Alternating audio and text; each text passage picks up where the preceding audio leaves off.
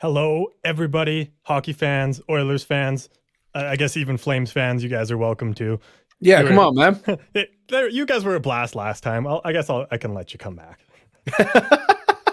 Because I have the say, right? Let us come back, hey? Let us come back? I mean, considering we let you guys come back and you still fucked it up. Ooh. Harsh. But you're not wrong. You're really not wrong. My name's Carter. The guy that you see on the other side of the screen in the wrong colors there is Nate. Wrong color? What the fuck? We normally host the Anaheim Ducks show on the Hockey Podcast Network called The Quack Report, but we are from Southern Alberta. We have grown up Edmonton Oilers and Calgary Flames fans, respectively, and we're here for a good time. We're doing the whole Battle of Alberta series here. We did Game 1 on Wednesday, so that was an interesting time. Anyways, it was very entertaining. It was both sides can agree on that.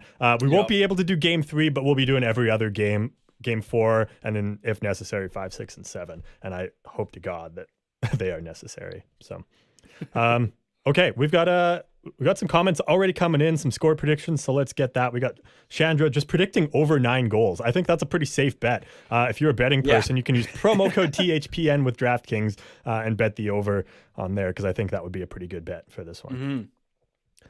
Mm-hmm.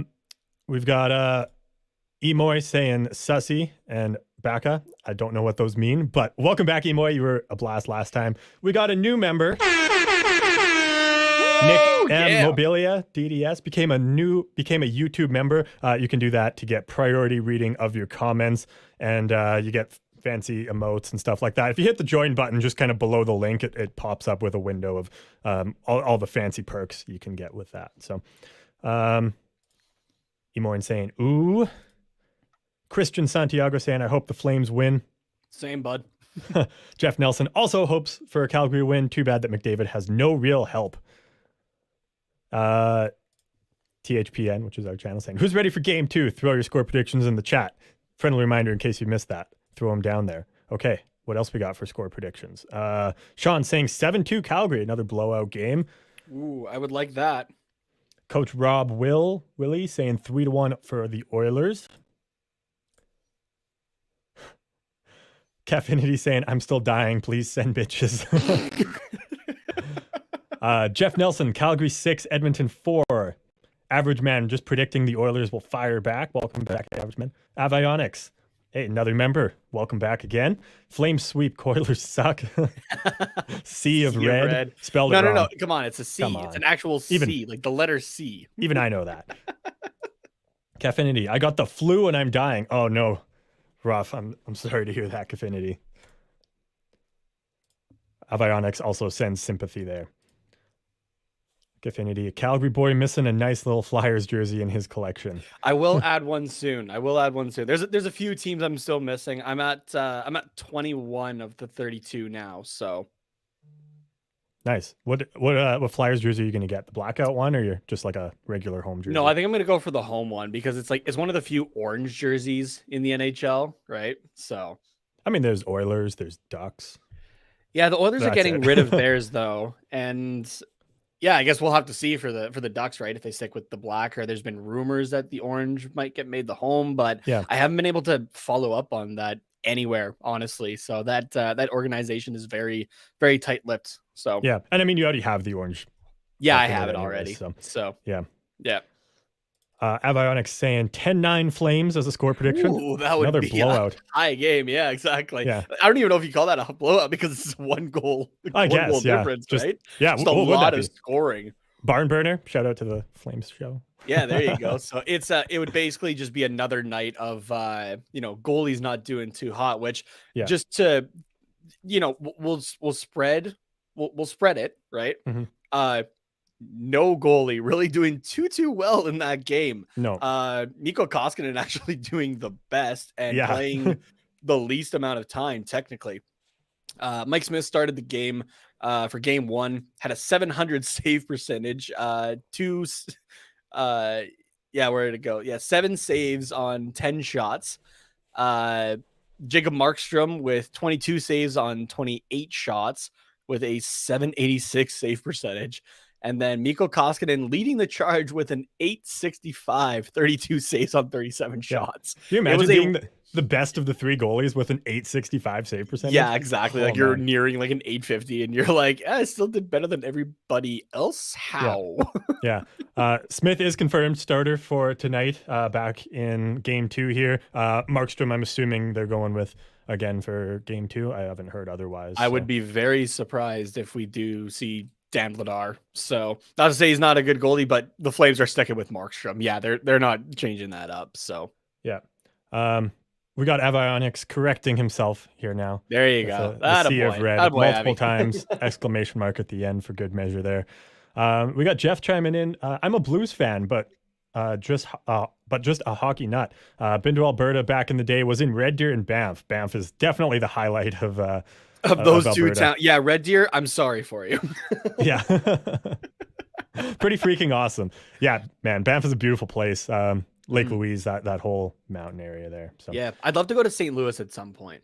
That sounds like a fun city. Town. Yeah, especially with all the music history. We're big music guys. So yeah, that would be great. Cafinity, Ducks for real should have stayed with their purple and cyanish combo. Yes. Purple and jade, yeah. One day we'll go back. Don't know when, but one day it has to happen. Yeah. Hey, Sean, good to see you again. What's going on, Sean? How the hell the Panthers dying this fast? Power play, really? Yeah, it's power play, but also it's the President's Cup or the President's Trophy curse, right? Yeah. I think there's only been 2. I think it's 2 teams since 2000 who have who've won the Stanley Cup, and that was the 2013 Blackhawks, and I can't remember the other team off the top of my head. Jeff also saying, Sean, Mr. Peanut Butter, what is up? And Wafateo, welcome. Opinion on Jared Bednar. Don't know a ton about him, but I mean, from what I know of Avs fans, they seem to like him, and he's he seems to have the team still. So Yeah, it doesn't seem like he's a voice that's been lost in that locker room by any means. So compared to, like what Lou Lamoriello said about Barry Trotz or that kind of thing. So yeah, I mean, I think they're keeping Jared Bednar as long as they're successful in the playoffs, right? Which I guess if you're, I'm assuming here you're a Colorado fan though by your icon, you're hoping they get past the second round this year against St. Louis. So that series currently tied 1-1 if I'm not mistaken. St. Louis winning last night 4-1. So. Avionics Flames reverse retro ? What about it? Are you talking about this one here? Or are you talking about the future? Good question. Hey, Isha, how's it going? Isha, back with the Go Flames, I see. Yeah, that a boy. I'm just gonna make Nate read all your comments because you made me say some pretty hurtful things to my dad the other stream. Not my real dad, my Oilers dad. McDavid. Your Oilers? Who's your Oilers dad? McDavid. Oh, obviously. Oh. He's my dad. He's Jesus. That makes me the son of Jesus. So the grandson of God, I guess. I don't know. Yeah, I guess. I don't know. We got the chance of Go Flames Go going on again, delaying the anthem. But you know what? It's still music to my ears anyway. It's just annoying as hell. Drop the fucking puck already. Brendan says nobody is beating Tampa in the refs. Kfinity Flyers are looking at the Golden Knights manager who got fired. Interesting. I got to see manager or coach, because the Golden Knights didn't fire their manager; they fired their coach, Pete DeBoer. Oh, maybe that's what he means. Yeah. Asking the important questions here, Avionics. Mr. Peanut Butter, do you like peanut butter? And the answer, of course. At first, I read, "Do you look like peanut butter?" Only the creamy kind, though. Yeah, exactly. Way to do it. Jeff, you guys would love it in St. Louis. Blues and Cardinal fans are off the chain. People here respect all other teams playing. Blues in 7. Ooh, yeah, that's going to be a tight series there. Wafateo, scary Wayne Gretzky's bracket. I actually haven't looked at it. I haven't. I know it's there because there's like the Wayne Gretzky league on the NHL bracket challenge. I just haven't looked at it. But he was asking if you have the jersey. Actually, it's that one hanging right there. So if you tune into the last stream, you'll notice that it's quite a bit different behind me. The only jersey that remains from the last stream 2 nights ago is I can't do Nashville right here, and that moved over from there. So put up a bunch of different ones. So some have been seen on the wall before, and some definitely haven't. So you know what? I knew something was different, but I just assumed that your lights were different or something. So I just didn't even bother. But I did get the lights fixed. Actually, it was just a loose cable. So that's good. That's the best when that happens. We'll have celebratory lights when the Flames score in the first minute here. Yeah. I also got the shots ready. Just updating everybody because I have the other game on in the corner. Carolina got an empty netter there to just in the dying seconds. So 2-0 final. Carolina Hurricanes over the Rangers to take that series to a 2-0 lead. Ooh, dang. Sean saying here, President's Trophy Cup winners since 2000. The 01 Avs, the 02 Wings, the 08 Wings, and 2013 Hawks. Oh, okay. There was 4 then. Okay. Kfinity, at least I remembered one. Yeah, Kfinity over here with no Oilers fan, or Carter over here with no Oilers fans. That's how we want it. They're here. Everybody, drop a go. Let's go Oilers in the chat. Come on, I know you're around. Just a little shy. Oh. Sean's saying, 2-0. Yep. 2-0. Wafateo, Wayne Gretzky's bracket is scary. I mean, dude knows hockey, so. Dude's got the Flames winning this series. I don't like it. Avionics, Markstrom, and Smith are the starters. Playback error. No, we were just about to drop the puck. And puck is dropped. There we go. I still got the game. Don't worry. Perfect. And we got an icing call early on in the game here. And hey, at least it's not 1-0 already. Yeah, exactly. We're going to the Edmonton end. And let me pull up the stats for tonight's game here. Yeah. All right. Let's cruise through the peanut butter comments here and try and get caught up here. Where are you fellas from? I sold beer in Canada for 2 years, went from East Coast to the West. We're from Southern Alberta. Yeah. Born and raised. Hey, Mad Mike, how's it going? How's it going, buddy? Creamy peanut butter and jelly. Oilers got zone time, which is good. Like to see that. Do you like chunky peanut butter? Because I like chunky. No, I mean, I'll tolerate it. I won't like turn my nose up at chunky peanut butter. I was gonna say I was like I figure that's for Mr. Peanut Butter, but we might as well answer as well. I like both. Yeah, I'm good for smooth. I'm good for chunky. So I just like peanuts in general. So Waffle likes chunky milk. I see. Oh Jesus, no, please no. Mr. Peanut Butter does not approve. West Coast, best time I had in my life, 53. Nice. Another score prediction from Mad Mike here, 3-2 Edmonton. Oh, Johnny Gaudreau, 1-on-1. Oh, and a big glove save by Mike Smith there. Love to see it. He's already doing better. Boo, Oilers, go Flames. Come on, where are my Oilers fans at? Kane shut out the Rangers. Oh. Who was the starter? Do you know who the starter was, Carter, for the Canes? I believe it was Ranta. I didn't actually pay that close attention, but I would assume. Because I know I was hearing of Freddie Anderson potentially coming back here. You know what? That's a good call. We did talk about that, and I actually don't know. I'm pulling it up right now. Okay. You can keep going through comments. Yeah. I'll pull it up. Cafinity, killed a child with my pinky. Can I get a shout out for my success? No. Jeez. We do not support child abuse here. Oh, no. God. I lost my spot in the chat. Oh, here we go. Colorado-born Avs for life, says Wafateo. And we got more Colorado fans than the Oilers fans. Where are my boys at? Avionics, quick question. What's the reefing course? Oh, reffing course, because I'm assuming, because we were talking about that. What's the reffing course like in Alberta? Nate, I guess you can talk about that. To be fair, the reffing that I do primarily is box lacrosse reffing.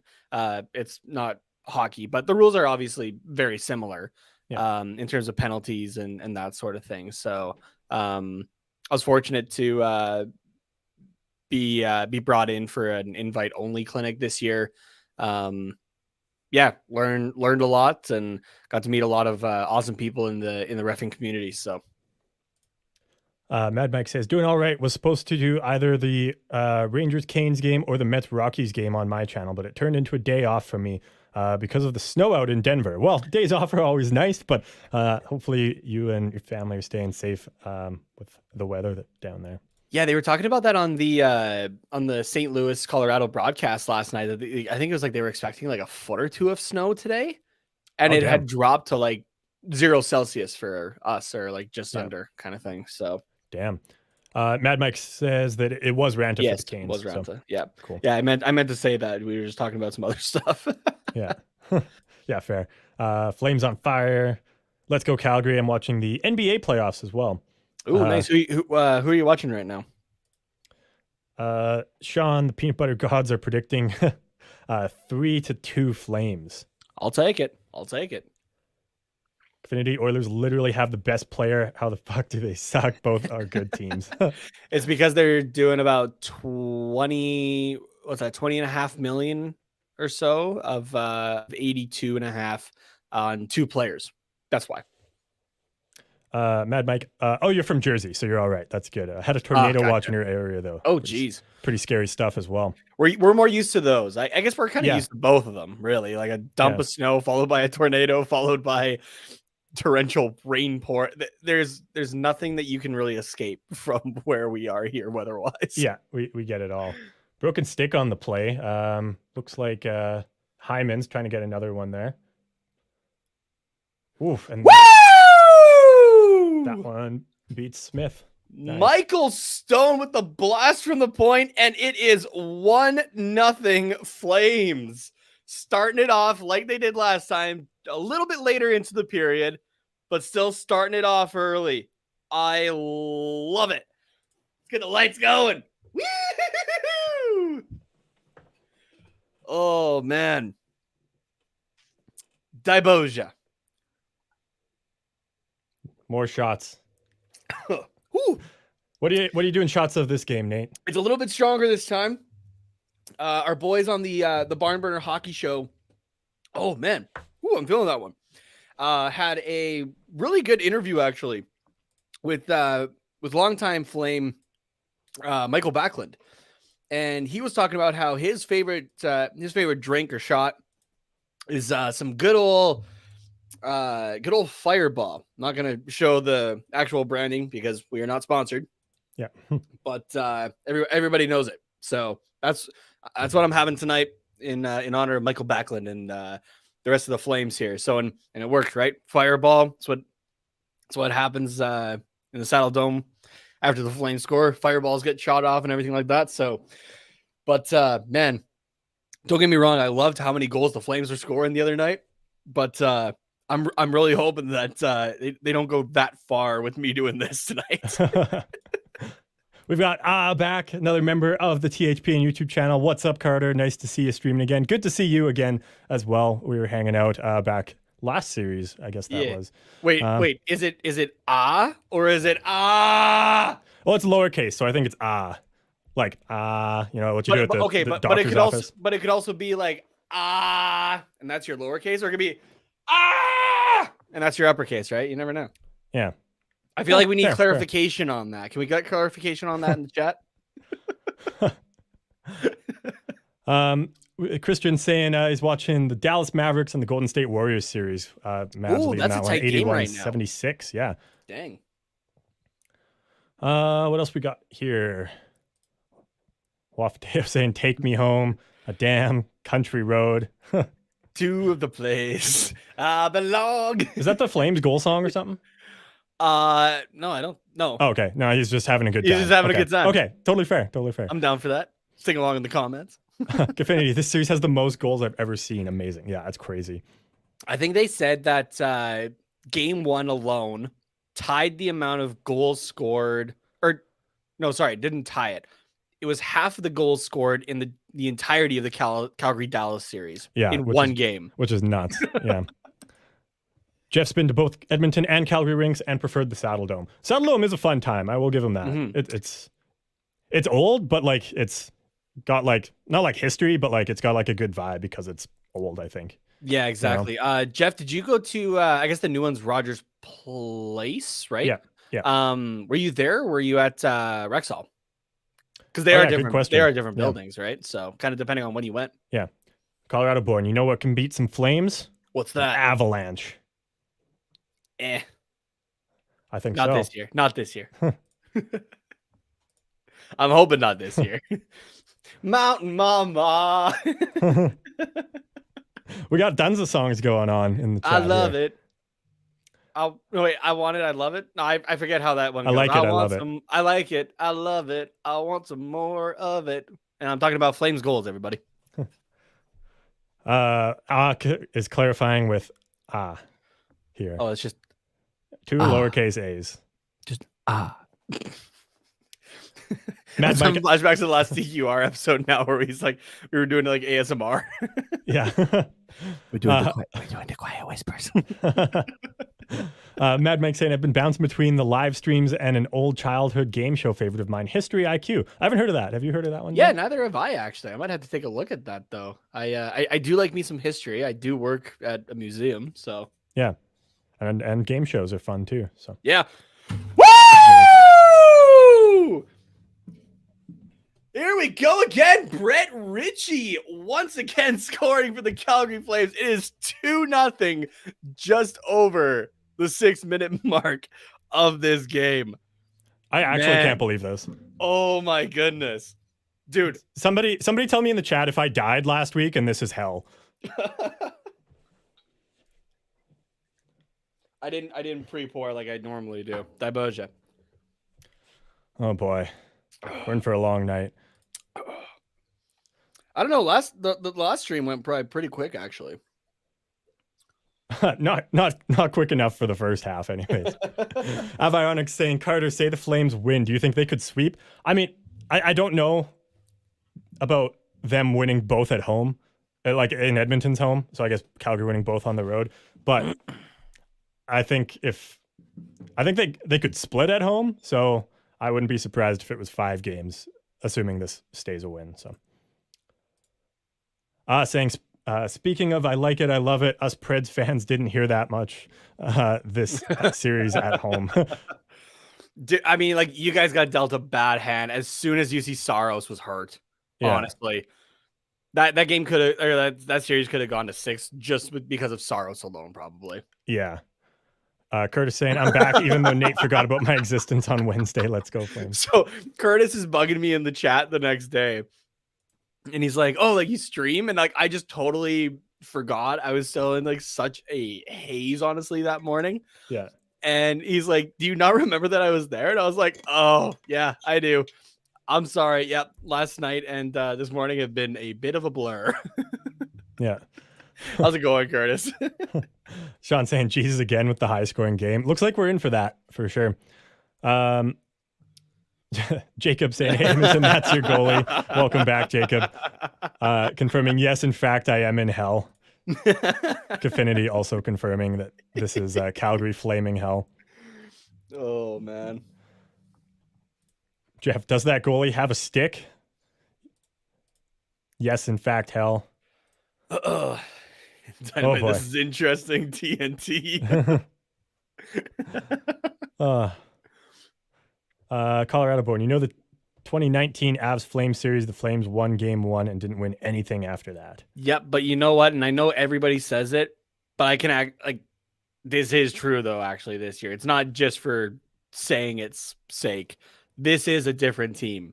This Flames team learned from 2019 that they can't just, go into a series thinking that they got it, right? Because Colorado, remember, was that last wild card spot in 2019. So like having like just made it in, but it's all about when you get hot, right? The Colorado Avalanche were hot going into that series and they just continued on with it. So yeah. Sean saying, does this goalie know how to tend the goal? Obviously not. Game 2. If you want a Steve Dangle impression, just throw it in the comments there. I can do a decent one.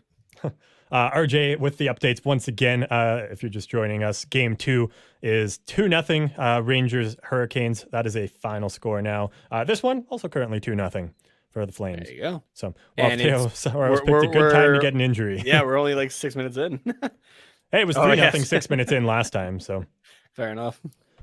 I mean, the season ended when we choked that 4-0 lead versus Arizona, and it was pack your shit for golf, basically, as Daryl Sutter said. It was a waste of 8 days. Yeah, not wrong. Yeah, that was just honestly the last night of the season, and we haven't had that for quite a while actually. Where like, the last night is like super impactful on like who's playing who and that sort of thing, or like even if teams are making it. Because Nashville lost. Blew that 4-0 lead to Arizona, and that was also the same night that Dallas and Anaheim were playing, and Anaheim had John Gibson play in the first period. He got hurt. Anthony Stolarz in the second got hurt. And then Thomas Hodges, the emergency backup, had to step in a 2-2 game. So, yeah, that's right. Good attempt there by who's that? Hyman, number 18, Hyman, right? Yeah, okay. Hyman, yeah. Oilers on the power play as well. About a minute left on that one. Let's see what else we got for comments. Why the hell does Nash have a 6-pack? What's the message here? Nash has a 6-pack? Yeah, I don't know.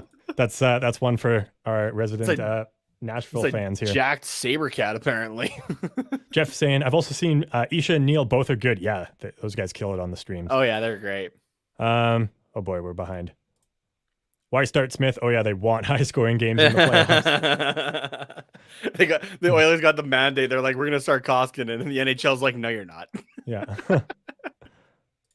Brandon saying the Oilers are McDavid, Leon, and nothing else.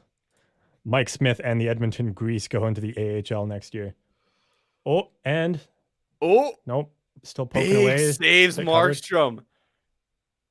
Yeah, finally the whistle goes. Jeez, that took a while. And yeah, sure enough, you leave the whistle for a while. Guys start jabbing, and then you get. I mean, what else do you expect? Yeah, exactly. Are they sending both guys to the box?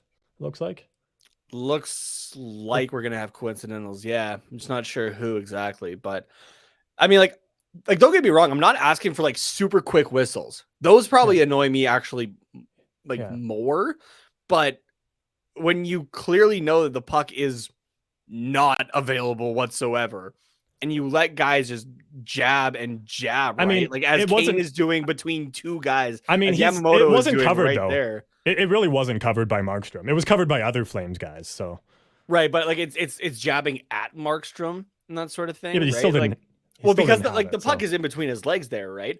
But like I'm just saying, like you're gonna have that happen, and then stuff's gonna happen after. You're gonna have pushing and shoving in that. So like, in my opinion, that's on the refs a bit more. Avionic saying, is the goalie wearing a sleep mask under that mask? Oof. I like everyone else. Like and subscribe. Nice. Yeah, make sure you like and subscribe if you enjoy what we're doing on here. We got streams every day on the Hockey Podcast Network. During the Game 1 stream, we crossed 2,000 subscribers. So thank you, everybody. That was a fun time. Anaheim with that 9 losing streak. We also had a 8-game winning streak. So yeah, 8-game everything that got kiboshed by the 9-game losing streak. Yeah, exactly. Balanced as everything should be. Thanos' favorite right there. Flames have more goals than the Grease has shots. Not yet. What's your gas prices up by you? It's $4.90 a gallon in Missouri. Brutal. Yeah. See, now up in Canada, we go by liters. So let me figure out what a liter to a gallon is. I think you just kind of multiply by 4, but we're at like what, 170, 180? I don't know. I haven't left the house in a couple of days, so. Where we are, it's $1.74 for a liter. Okay, so that's like $5 a gallon ish. So one gallon is 3.785 liters. So yeah, so here, let me just pull up the calculator really quick. What did I say? 774 by 3.79. It's about 660. Damn. It's ridiculous. Yeah. And I work out of town as well. So like I go through a tank like within a week in my little Honda Civic from 1999. Yeah. Avionic saying, I love when goalies just sit and lay on the puck. Yeah. Also, apparently it's 4-on-4 right now. I think they just sent McLeod to the box for something. I kind of missed what it was. And it'll be a Flames power play here in 3, 2, 1. And there you go. Calgary Flames power play for 1:40 here. RJ saying game 3 tomorrow. The only game is Colorado St. Louis. That game will be at 5 p.m.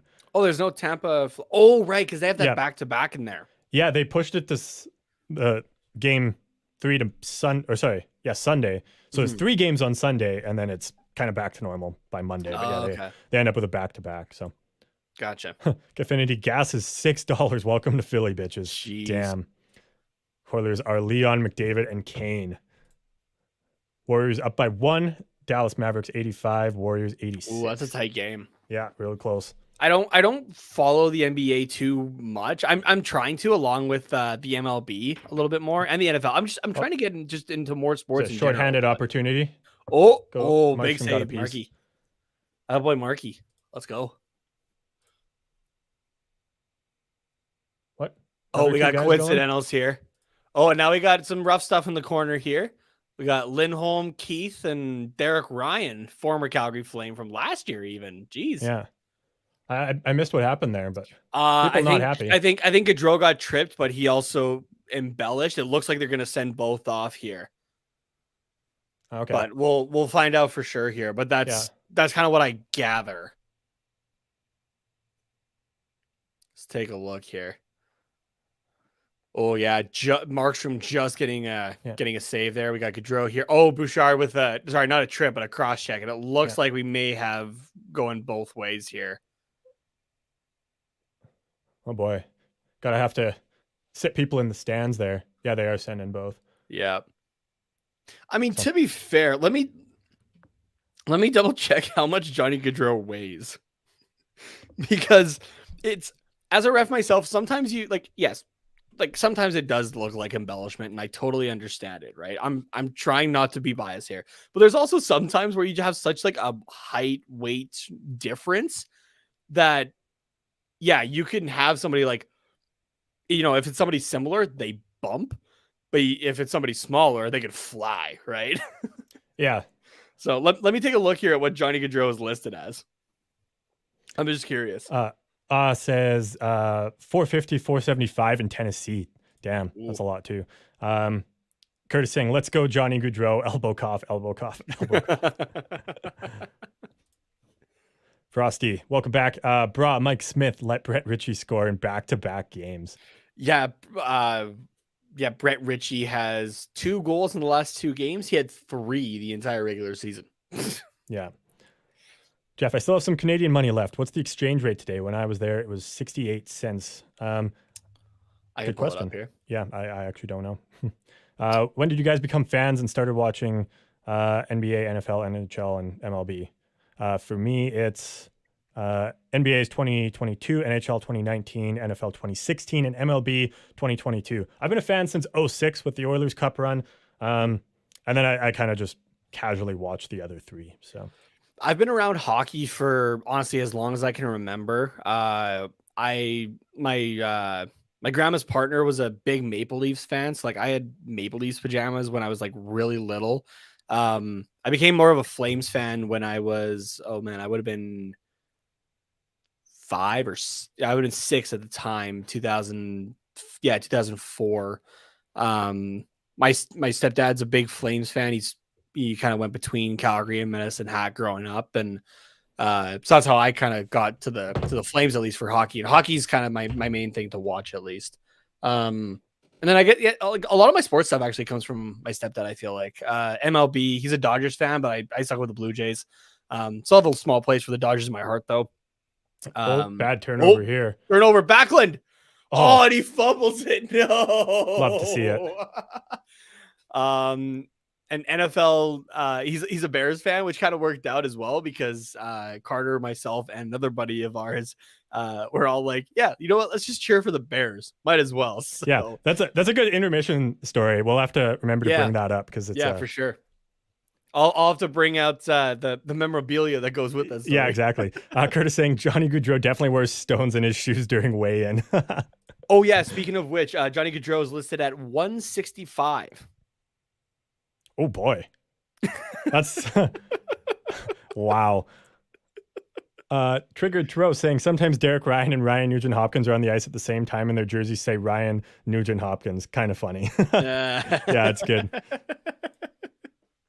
It's real fun when Derek Ryan, Ryan Nugent Hopkins, and Ryan McLeod are all on the ice together because they say Ryan and I'm like, oh yeah, like Ryan McLeod because I see him. Which there. one? Like, they're talking about Derek Ryan because he's on the ice. And no, it's Ryan Nugent Hopkins with the puck. And I'm like, Jesus, can we like call these guys Ryan 1, 2, and 3, please? Peter 1, Peter 2, Peter 3. Yeah.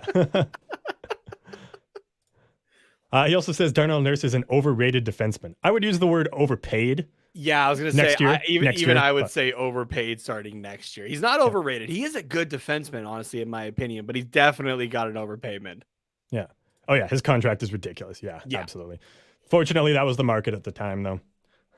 Wafteo, M give crap to Wild fan. Don't know what that means, but fuck the Wild, sure. Y'all Duck fans will be happy with me because in NHL 22 Be a Pro, I'm on the Ducks. Nice. And they're 18-2-1. Awesome. And I have 104 points in 21 games. Nice, Jacob. Oh, yeah. Good old Be a Pro mode. Triggered saying, I've won as many World Series as the Rockies. Oh. Anyone remember Mikko Koskinen on the Isles? On the Isles? No. I actually don't even remember that. That was a long time ago because I know Mikko Koskinen was in the NHL. He went back overseas and then came back to play in Edmonton. You know what? Let me pull up Mikko Koskinen's numbers here from his time in New York. See if I can. Oh, still he played 1 year in on the island, 2010, 2011, 4 games played, had a 2-1-0 record, a 4.33 goals against, and an 873 save percentage. Oof. Triggered is also calling you a bandy, saying the Dodgers suck. Just saying. I just have a small place for them in my heart. I'm more of a Toronto fan. A lot more of a Toronto fan, actually. Yeah. Curtis saying, on NHL Be a Pro, I am on the Kraken and have 20-some points in like 7 games, and the lack of depth made me quit. Yeah, fair enough. I got drafted by them for my goalie Be a Pro, and it was rough going for the first couple of seasons there. Here's the real comment, though. Give us another NHL 2K game. Absolutely. Dude, those were great games. That was awesome. Yeah. I loved it. Okay, are we ever going to play 5-on-5 in this game? Probably not. Is it just going to be 4-on-4 and power plays? These two just hate each other that much that we're just going to keep getting penalties. Triggered saying, Kane has been good in Edmonton. Yeah, he has. I was skeptical about him being re-signed in the offseason because I know it's going to be a lot of money, but like, fuck, you'd be stupid not to re-sign him. The issue if is the money's right. If the money's right. Yeah, I was gonna say if you guys re-sign him, like you're losing guys is the issue to make it work. Yeah, well, Koskinen and Russell are finally off the books next year, so that clears up some space. But there's going to have to be some magic for sure. Man, how old is Chris Russell now? Like I remember watching him play junior back home. Like fuck, 38 probably. McDavid, I can feel he's gotta it. be like mid-30s. Oh, close chance. Hey, Colin, how's it going? For those who like 2 or more of the 4 major leagues, rank your sports in most knowledge to least knowledge. That'll be fun for the chat. Oh, yeah. Oh, come on, Dry. Not even close, buddy. What would be Brendan the Paul, been a while since a goal. Yeah, this is probably the longest stretch in the whole series. What would be the 4 majors, I guess? The NHL, the NBA, MLB, NFL. So I'd go, for myself, I'd go NHL, and then tied for second is the other 3. Yeah. Like I said, I'm trying to get more into them. My big things are hockey and lacrosse. So yeah, I'd probably have to put the NFL at number 2 because I was pretty into the CFL, and there's not like a ton of difference. Oh, so, yeah. In terms, so like I know football more than I know basketball and baseball. So like I understand the sports and how they operate and everything like that, but like actually knowing like players' stats and that kind of stuff, they're all pretty in terms of that. So yeah, if we're just going in terms of like that, then it's all the same except for hockey. But Capo Caco enthusiast saying Chris Sussel. NHL, NFL, and NBA from most to least. Yeah. There you go. Asking what's your favorite team here? Obviously Oilers and Flames and for him. Flames. But we cover the Anaheim Ducks here on THPN. The Quack Report is our show. So those are our second favorite teams there. Yeah.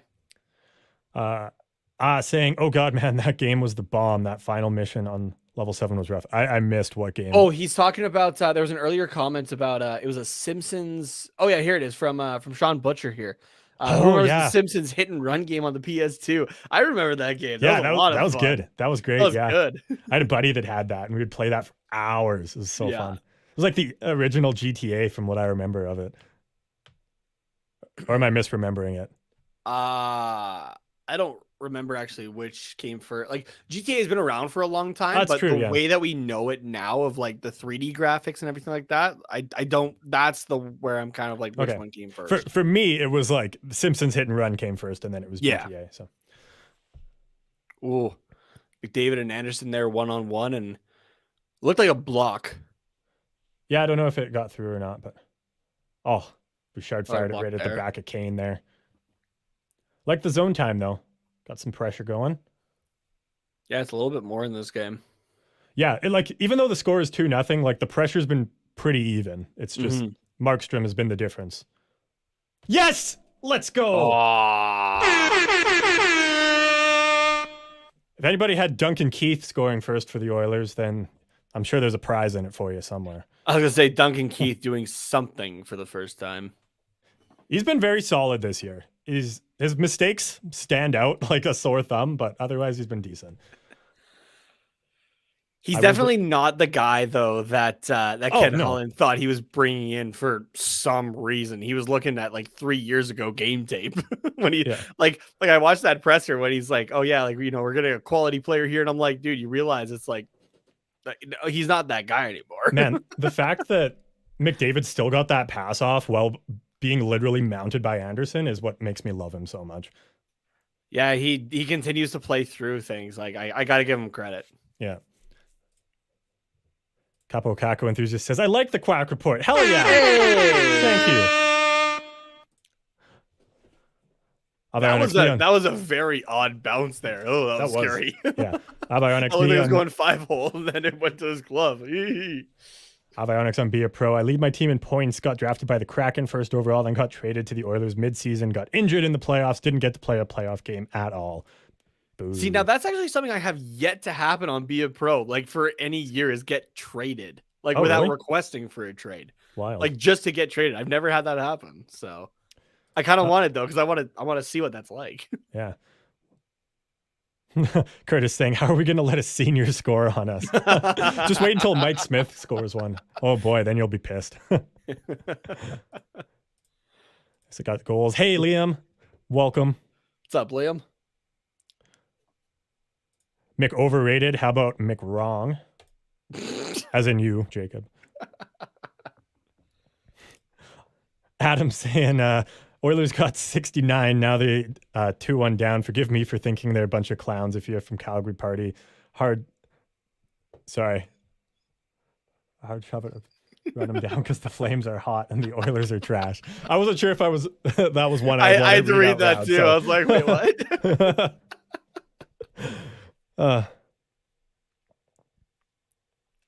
Oh, Mangiapane going in the corner there with Nurse 25. Yeah. Nurse being nominated for the King numbers. Clancy this year, as well as Ryan Getzlaff and PK Subban. So Yeah, pretty, congrats to all of them for getting nominated for that.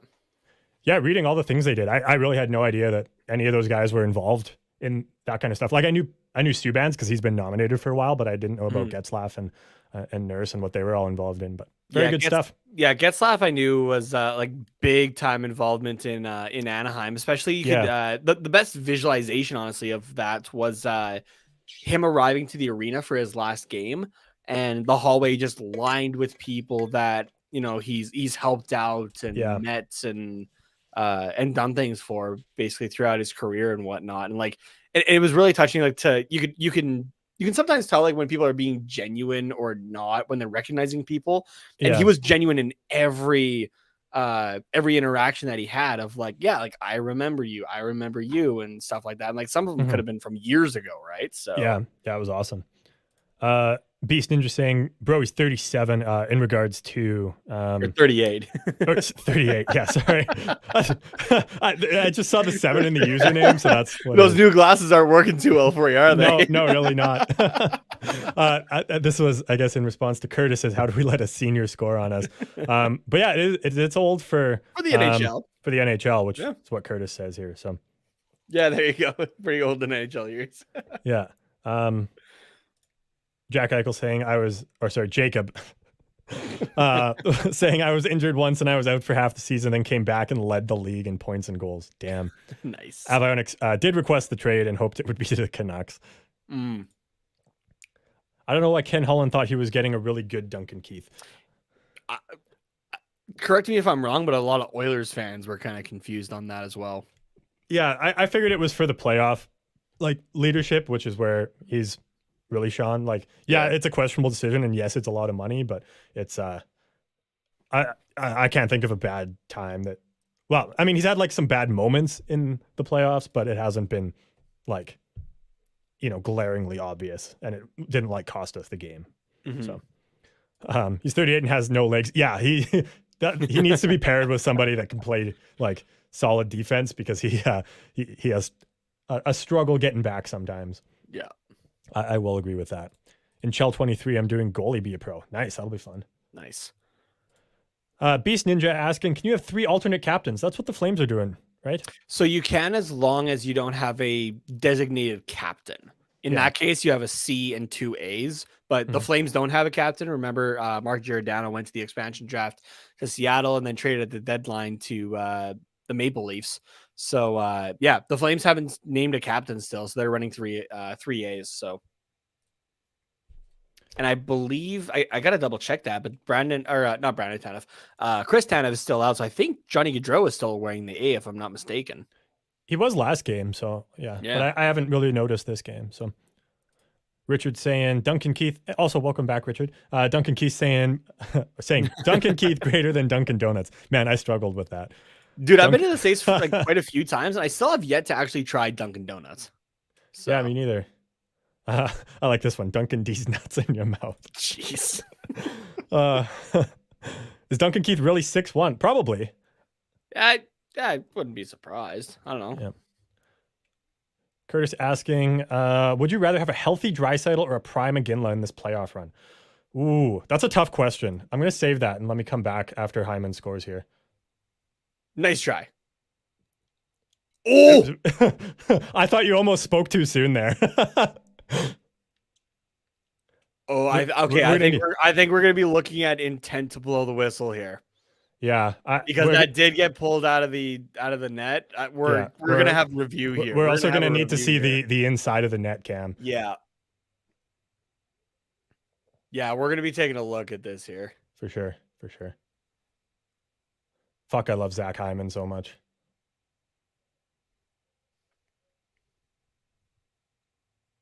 Oh, no, okay, no. That's blown, and then so yeah, you can't go with the intent to blow in that case. That's that's gonna be no goal. That's gonna be no goal. Where was that long whistle beforehand? That was when everyone was digging at Markstrom. why couldn't we have that here? Yeah, that's I doubt it's gonna get. Yeah, called, that should, again, not being biased. I've officiated different sports for 10 years now. Not being biased, that should be no goal. No, I agree 100%. I would be very surprised if they called it a goal. If Toronto calls this a goal, I'm just calling like intervention. Yeah, it's pretty quick, so I think it should be no goal. Yeah. Yeah, correct call. Makes sense. Like the effort though. That was a good play. Oh yeah, good effort. And technically Zach Hyman did score. It was just after the whistle. So I mean, I wasn't like totally wrong. We'll give it 50-50 on that. Yeah, there you go. Do the Oilers have 3 alternate captains? No, they only have 2. They might have like 3 or 4 guys that they rotate through. But I actually don't know. Yeah, because they would have. It would be McDavid, Nurse, and who's your other A? I want to say Nuge. Oh yeah, yeah. I think you're right. But Draisaitl also wears it sometimes, so I think we have home and away alternates. Pairings, yeah. I don't remember who the other one is though, because I think there might be 4. Nurse, Draisaitl, Nugent, Hopkins. So there might only be 3. Yeah.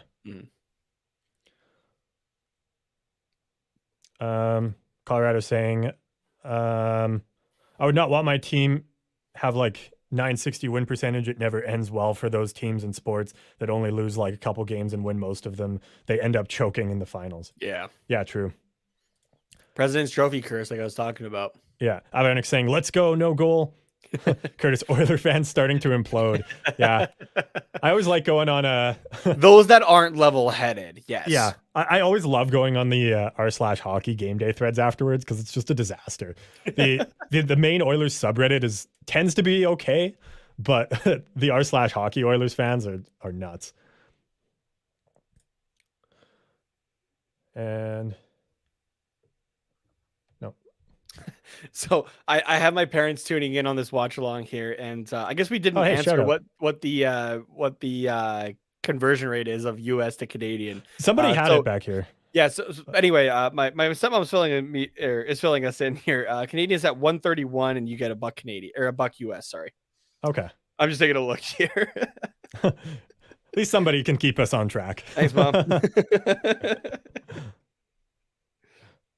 Gordon Ramsay saying, this is ridiculous. The ref blew the whistle so quickly. What, Gordon Ramsay's here? Hell yeah. Dude, what's going on? 4 goals. Where's the lamb sauce? Adam saying 4 goals in Carolina Rangers series already, 18 in this one. Damn. Yeah, jeez. This period has flown by. I'm just realizing we only have 2.5 minutes left. So I'm going to start starring some comments for the intermission here. So don't worry if we don't get to it right away. It's coming. Colorado Boren. I know both of the Avs alternate captains are Mikko and McKinnon. Yeah, I think the Avs keep theirs the same. Like, not every team will rotate a few guys. Like, some have just their set guys, but yeah. Curtis saying, Gordon Ramsay, can you teach me to make toast?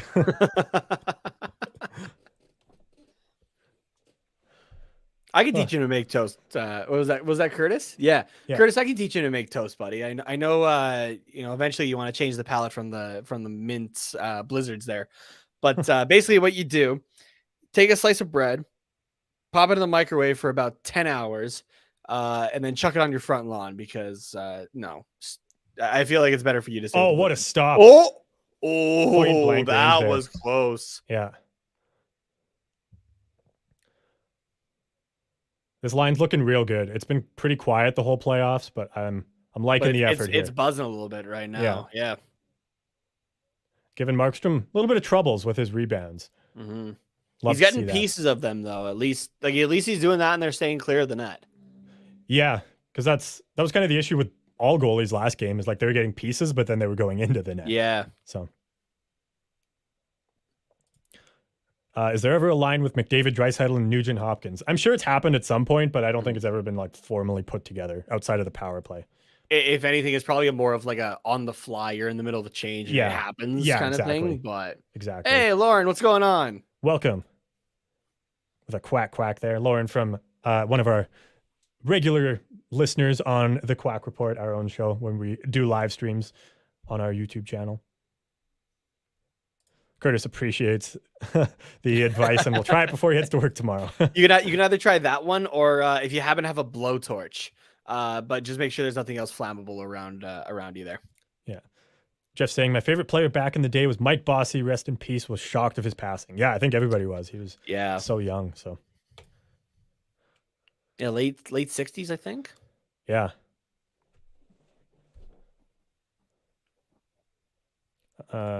Jesse Pugliarvi. More comments here. Man, honestly, if I had to pick a favorite player from the Oilers, it'd be Pugliarvi. Yeah, you guys could have had him if we took Tkachuk in the draft. Yeah, that same year, because Tkachuk was 5 in that draft, right? And Pugliarvi was 4, I think. Or was he 6th? I think he was 6th. Okay. Yeah. Oh, net's off, I think. Yep. Oh, no, penalty. Oh, no, penalty. We got a hook coming here. It looks like Edmonton's going to go on to the power play with 51.2 left in the first period. Nice. You know what? I haven't really been paying attention to the shot clock, but 13-12. It's pretty even. Yeah. After the abysmal opening 6 minutes, Edmonton's really figured their shit out. So I like it. Because I think the shots were 7-2 at that point for Calgary. So.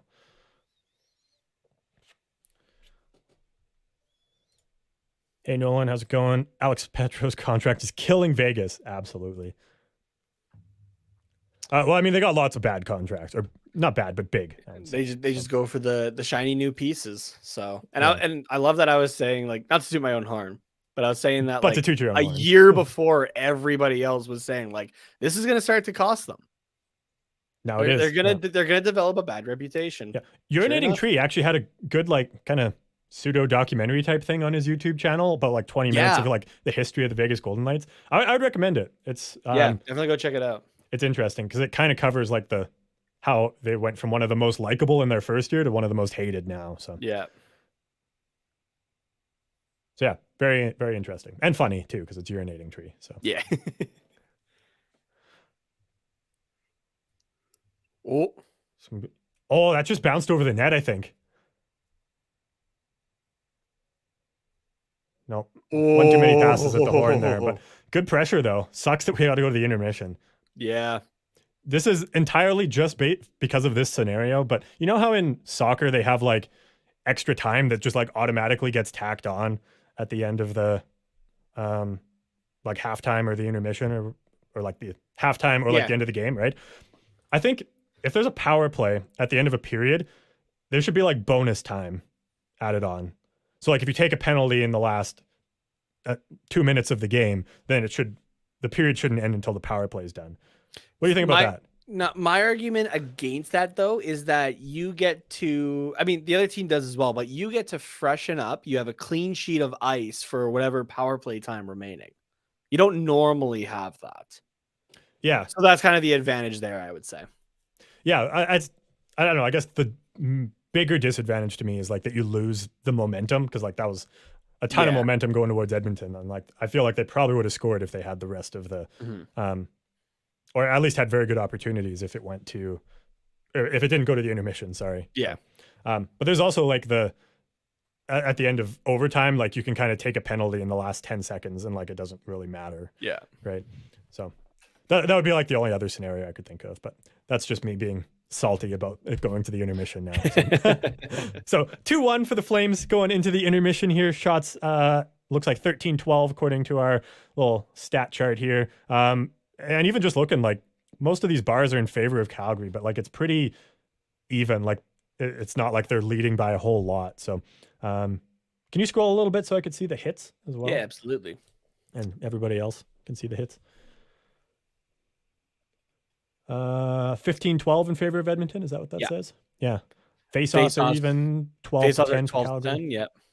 So yeah, very, very, very even for the first period, which I like to see. And I think 2-1 kind of reflects that as well, even though the Oilers didn't have a hot start. So I feel like this period is a lot more of what people were thinking this series was going to be in general. Yeah. Oh, absolutely. Yeah. Game 1 was, I don't know if it was like nerves on both sides. So everyone was just kind of, there's like a big feeling out process. Yeah. So yeah, because I feel like we're already at like half the hits in this period that we were for last game. Yeah. So, or more, but yeah. Okay. Well, let's take a quick break here. We've got some comments to catch up on, and I've got some saved already. And yeah, then we'll answer some questions here in the intermission of the Battle of Alberta, game number 2.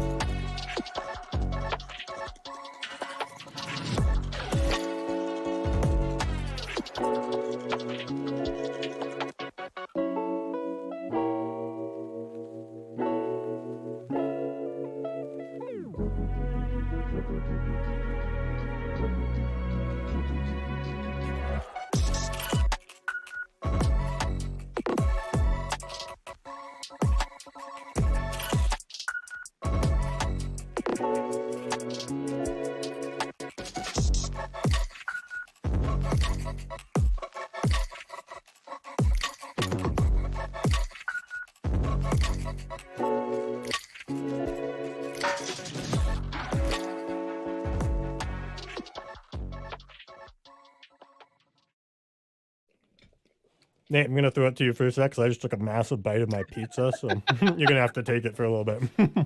We're both munching on the pizza here. Mine got cold, though. Oh, man. All right. Let's take a look at what we got in the starred comments here. We got Beast Ninja saying, thoughts on the Tampa Bay Lightning. Man, there's not too many times where you think, like, oh, yeah, a team's going to, go back-to-back, especially in the salary cap era, let alone three-peat. I feel like they got a chance, honestly. So I'm looking kind of at, what I was talking about earlier, the President's Trophy curse.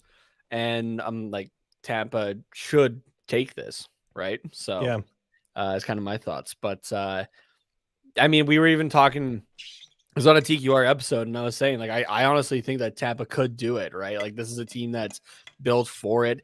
They understood, right? Like, okay, as long as we play the regular season well enough to get to the playoffs, right? You can kind of conserve the energy and then go all out there, right? Like they know what it takes, and they know how to do it, right? So many of those guys are still there from the first one, even in the bubble in 2020 there. So yeah, the team's largely the same. So yeah, I think they could absolutely do it. They've kind of got a stranglehold on the series because they took both games in Florida.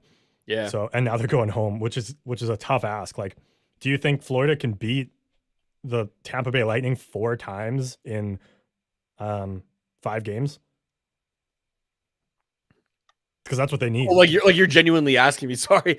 Sorry. It was kind of hypothetical, but I wasn't sure if you actually would have a response. So okay, sorry. Yeah, you were kind of hanging there for a little bit. Yeah, it's totally possible, I think. So I could see Florida maybe getting one in there because this is a good team, right? They're just getting plagued with penalties, basically, at least from game 1. I haven't really seen what game 2 was like. Yeah. But it's entirely possible that Florida can take one and we, force a game 5. I'm not seeing a sweep here in the second round, but stranger things have happened. Yeah, exactly. And sweeps in the second round aren't uncommon, even in the conference finals. Like we've seen them quite a lot as well. So oops, sorry, I'm just trying to look something up here for a later question, but I wanted to bring up Curtis's question. Oh no, well, yeah, sure, why not? This is not the one I meant to, but we'll hit it now. Curtis asking, would you rather have a healthy Draisaitl or a prime McGinley in this playoff run? Yeah, I never really answered that. I think that's so tough, especially because I was young and dumb when McGinley was playing, so I don't really, bless you. Thank you for muting yourself. But I could feel it coming, so I'm like, okay, I was gonna do that quick. Yeah, so I don't really know what Iginla was like as a player when he was younger, because I'm a little young to remember that, I guess. But I guess probably because I'm biased, I would say a healthy Draisaitl, just because I've seen what he's been able to do in the playoffs before and what he's done in the regular season. Not that Iginla is not a good playoff performer and an awesome player, but I don't know. I'm just biased. That's all. But nothing against Iginla. So yeah, I would describe Prime Iginla as the ultimate power forward, do everything kind of guy. Okay. He was the guy that could easily get into the corners. He was the guy who could give a great dish. Could put it top corner if he wanted, no issues. Yeah. 2004 run, I think of the fight against Vinny Lecavalier. He's a guy that wasn't afraid to drop the gloves, right? Honestly, I'm not doing a direct comparison, but I feel like the closest guy for Calgary right now could be a guy like Matthew Tkachuk. Gotcha. Yeah. Yeah. So, Draisaitl is he plays similarly. He can pass, he can shoot, he works in the corners. I don't think he would ever really fight, but he's got I think it's just that toughness, that edge. Yeah. Yeah. So I guess that's probably where the question's coming from, is that they do have very similar styles. Again, not to try and compare Draisaitl and Iginla, because Draisaitl's obviously way better. I'm just kidding. Oh man. But yeah, good question though. But I would say Draisaitl just for biased sake. Continuity. Yeah. Andrew, welcome. How's it going? Go Flames. This is what he says. That a boy, Andrew. And a quick update here on the NBA Warriors take game 2, 126-117 over the Dallas Mavericks. Dang. Golden State came back. Yeah. Yeah, because they were down at one point, I think I saw. So Adam saying Warriors are too good. And then Curtis saying, that's fair. Don't really think there's a wrong question or wrong answer, as both seem to be huge playoff performers. Yeah, absolutely. For sure. Just hopefully Draisaitl gets a cup, because in my mind, Iginla is the that's the biggest player that didn't have a cup that deserved one. See, and that's one thing I feel like just doesn't matter who you cheer for. That's the one guy you can agree on that should have gotten a cup at least at one point in his career. Yeah. So I would never have rooted for him on the Flames, but once he started to bounce around to other teams, I was like, this team needs to win the cup for Iginla. Giroux's kind of that guy as well. As much as I would like to see Tampa three-peat, or I don't really care if Florida wins, I want Giroux to get a cup. Yeah. And Thornton too, right? Yeah, and Thornton. That's right. I forgot about him. Yeah. So, Beast Ninja asking, Carter, what jersey is that? It is the Oilers alternate jersey, 93 for Nugent Hopkins with the assistant captain patch on here. I got this for Christmas, not last year, but the year before. Yeah, I think 2 years ago. 2 years ago, yeah. I'm trying to remember, because your girlfriend was talking to me about it before. Yeah. It was 2 years ago. So. Yeah. And then also ask, is this Keith's last year? I think he's still under contract next year. But he can obviously retire whenever he feels like. Yeah. I'll next year's his last year. I did look it up. You got it. Okay. Yeah. But yeah, full no move. So he waived to come to Edmonton and be closer to his kid, who's in BC somewhere, I believe.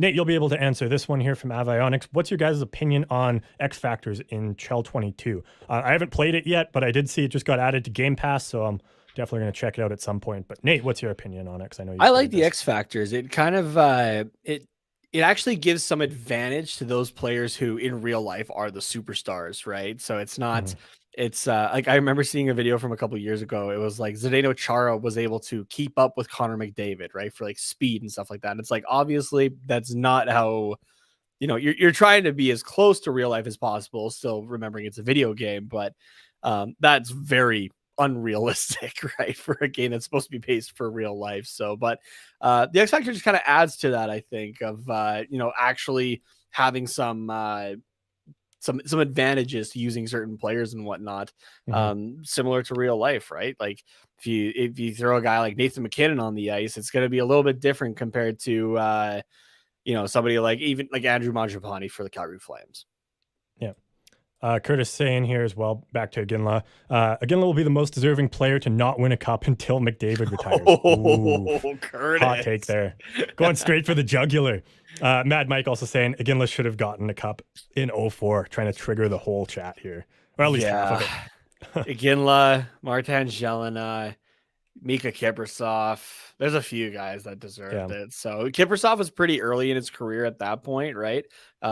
He was traded from San Jose he was the third goalie at the time behind Toskala and Nabokov, if I remember correctly. Those names take me back. Oh boy. A little bit, yeah. Hey, but Daryl Sutter said bring this guy over because he was coaching in San Jose before that and kind of knew what he was capable of, and definitely worked out for the Flames for a long time until 2013 when he decided to hang up the pads. So yeah. I wanted to leave this one up. Wafateo saying 50 viewers. Yeah, we were at 50 viewers, I guess, when he sent this. We got up to 80 or 90 last time at one specific time. So yeah, we were up to 80 earlier. So yeah, I mean, if you guys have friends or that are watching the game or anything like that, tell them to throw on the watch along too and come hang out with everybody so we can get the chat buzzing a little bit more here. The chat's a great time. Yeah. What else we got? Let's go back to the starred ones here. Curtis saying favorite Oiler, Smitty. In other words, favorite ex-Flame. Favorite Flame is Monty. That's Monahan, I'm assuming. Yeah, that'd be Monty. Yeah. That'd be Monahan, I would assume as well. Yeah.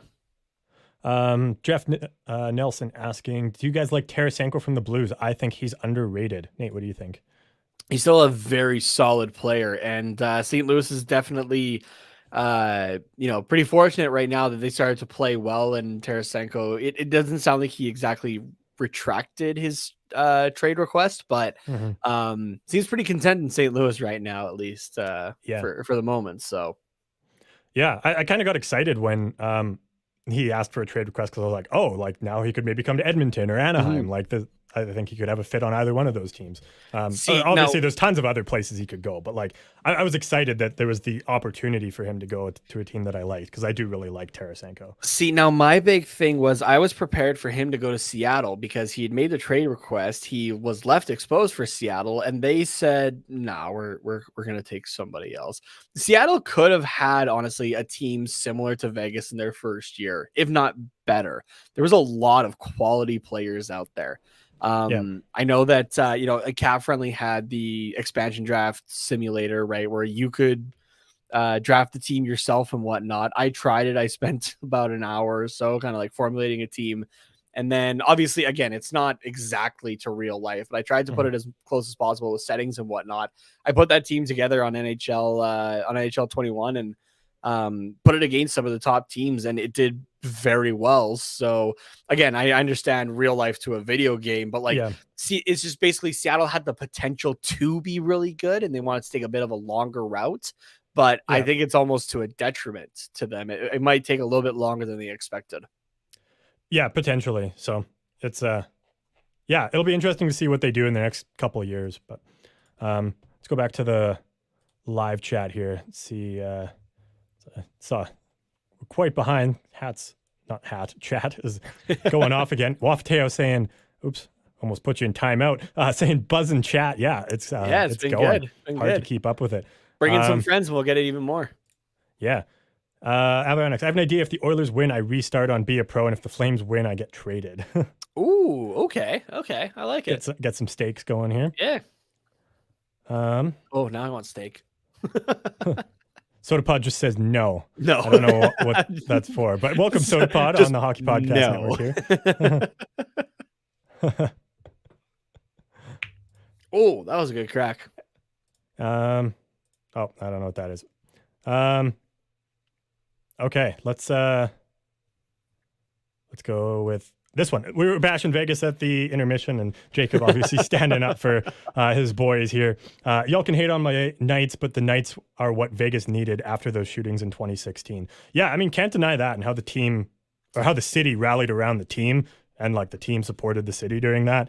I think really the whole hockey community like was in support of Vegas after that as well. So Yeah, like I said, like that yeah. that urinating tree video that I was talking about earlier, that was it was really interesting to see like them talk about like how everybody rallied around Vegas and how much support they had. Like, oh, there's no way that this team can go all the way. And then they go to the Cup finals and people are like, damn, like I'm actually kind of rooting for them in the finals. So it was kind of cool how they had the support from everybody else as an expansion franchise. But it's obviously drastically different now. So. Now, yeah.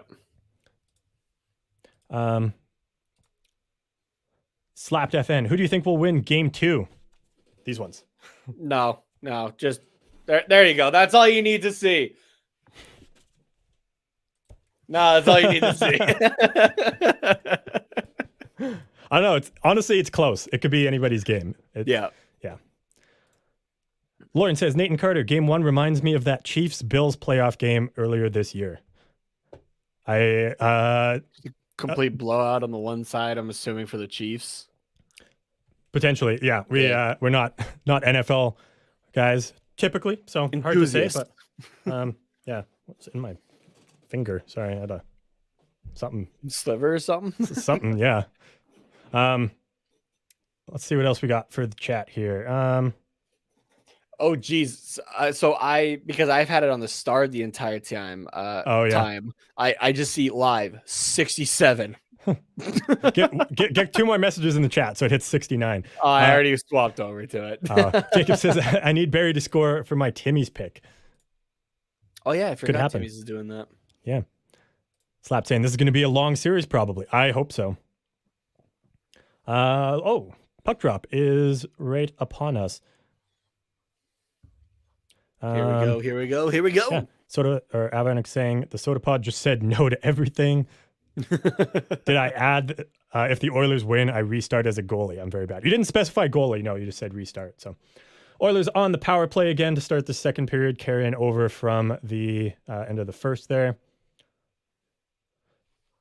Looks like they are back to their ways. Oh, no, it's out of the zone. Never mind. Triggered saying, Ben, the Oilers kid is awesome. Yeah, I saw you got a message from Layla, the girl that was with the St. Louis Blues in 2019 for their cup run. And so that was really touching. Also saw, obviously, Matthew Tkachuk sending a message as well saying, we know you're not cheering for us, but we're cheering for you. Yeah. Of course, they had to get Tkachuk to do it, too. I was like, God damn it. Like, just let me hate you, please. He's such a likable guy, though, honestly. No. Oh, that was close. Backlund almost making Smith pay for that play there. Yeah. Andrew saying, let's go Flames. Adam saying, let's go New York Rangers. I can go with that one. Panarin will be one of the best players in a few years. I think he already is. He's good. Yeah. I got a Panarin t-shirt that I picked up in New York when I went a couple of years ago. Yeah. That's right. What is this? Getting... I think Jay Woodcroft is on somebody? Not too happy, but he's got such a childish face that I can't take him like angrily seriously. Oh, we got too many men. Too many men. There's 6. And it's at the bench almost, yeah. Yeah. I mean, yeah. Not great, but I mean, 'tis what it is. How old is Woodcroft, though? Like, he does have a very young face. Yeah, I want to say he's in his 40s, like early 40s, but I'm not sure. Because he's relatively younger. So. He was just in frame there. I forgot Glenn Gulletson is still part of the Oilers organization. Yeah. I forgot about that. I type in how old is, and then the first thing I get is how old is Putin? And he's 69. Nice. What am I? Oh, yeah, Jay Woodcroft. 45. Oh, okay. So like compared He to other looks a NHL lot coaches, younger though. Yeah. yeah. Oh yeah, he does. So he hasn't got the Like, stress of the NHL. Yeah, he's got baby face very much. Yeah. He's just got to Mind get a you, little so would dirty upper I. lip like Nuge there. So. Yeah, I was gonna say, mind you, like so would I if I didn't have my beard. Very baby face. Yeah. Nate, you'll like this one. Imagine the Kachuk brothers on the same team. Dude, if I could have one hockey thing in life besides the Flames winning a Stanley Cup in my lifetime, it would be the Kachuk brothers together. I think it would be great. Did you hear he got Brady got sponsored by Budweiser? Like Budweiser, I saw That's hilarious. because he's carrying like there's a picture going around from last game. He's carrying one in his hand. He's got two in his back pocket. Yeah. That's how I do it too. That's what back pockets are for, honestly. Yeah. So there was a video. I'm gonna share this actually with you. I don't think I did. There's a video going around after the Flames won in Game 7 in overtime against Dallas there of Brady Kachuk carrying this kid on his shoulders. Right? Did you see that video? No, I didn't actually. Woo! Story time after because the Flames just scored. Tyler Toffoli enters the contest. And the Flames are up 3-1, baby. Let's go. What's up with the sticks? You guys have scored 2 goals when an Oiler doesn't have a stick. Because Hyman on the first one, good call on the stats. And then Nurse didn't have a stick now. What's going on? What's going on? You guys got to get better sticks. Yeah. Oh, that one burned a little okay. bit. That's that makes sense.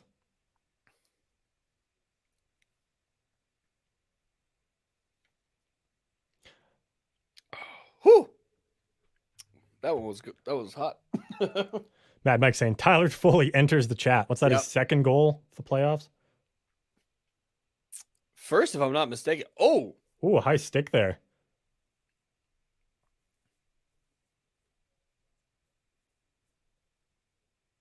Uh-oh. Oh, they're sending 2 guys?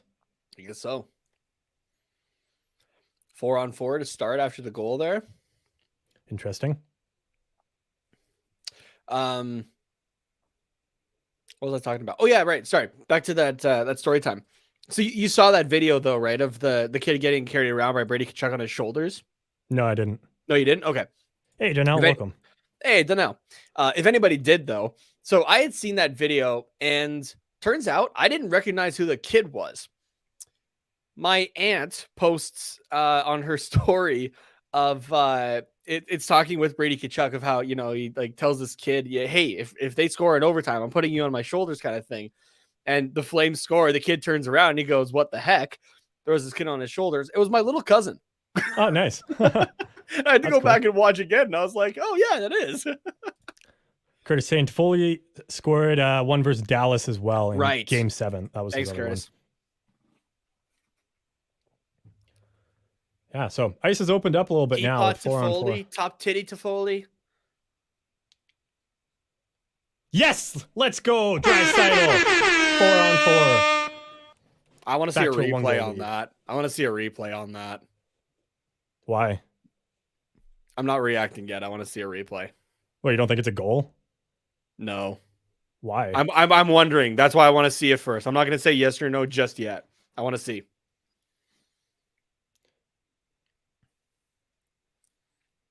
Because you could argue McDavid's drive. You could argue McDavid's drive to the net, right? Doesn't allow Markstrom to be there.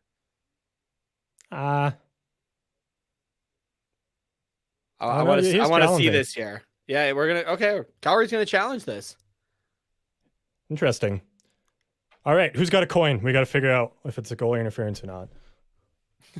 I got a guitar pick here. All right, so Turtle is a goal. Blank is no goal. Okay. See what we got. All right. Okay. You're just gonna have to trust me on this because obviously I can just yeah, for sure. It's a turtle. So it's a Looks goal. like we're gonna have a goal. All right, you heard it here first, everybody. We got a goal. Let's see what happens. Let's see what happens.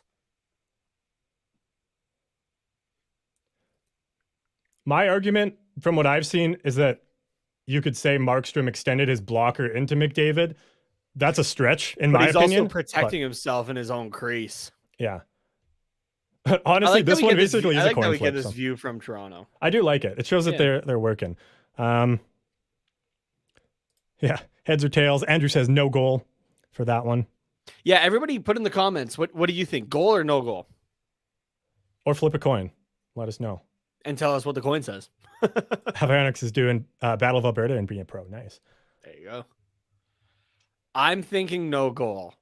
And again, I'm not like when we're talking anything about the rules here, I'm not trying to be biased. I'm not very good at that, so that's why I'm saying goal. and you know I'm a lot better with it, so that's why I'm saying this. I think this is no goal. No goal interference. No goal. Curtis says he sees both sides. The blocker contact is tough. Yeah, that's the thing for me. So, you know what? I see both sides because who knows what the actual thing of goalie interference is, right? Like we can all read the rule in the rule book. The rule book's available to everybody, but what's the actual rule, you know? Yeah. Mad Mike says it's a goal. Oh. Goaltender interference, no goal. There you go. Okay.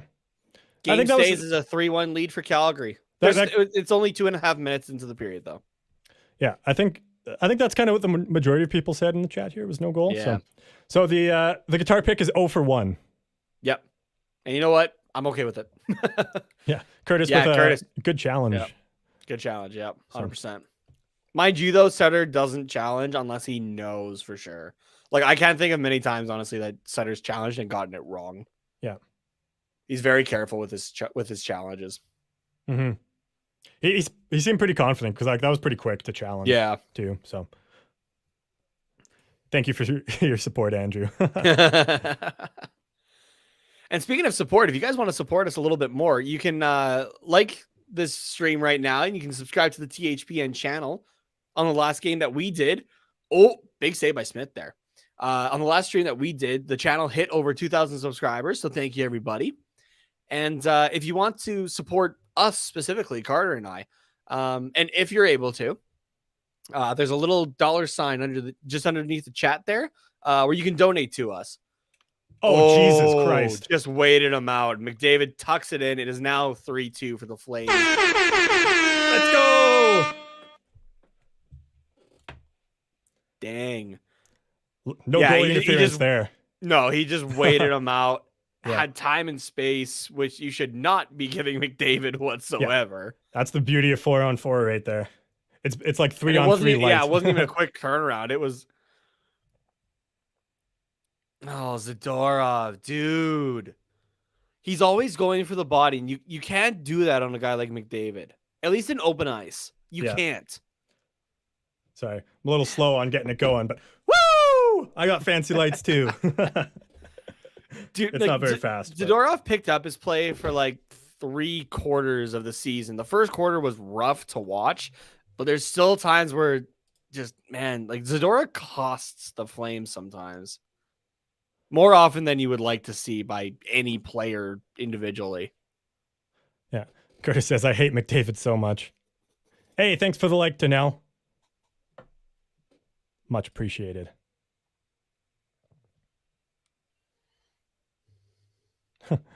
Adam says, I love all Oilers fans, but hell, their defense in the playoffs has been all over the place.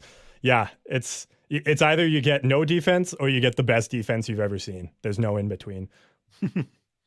Except apparently this game, you get mediocre defense.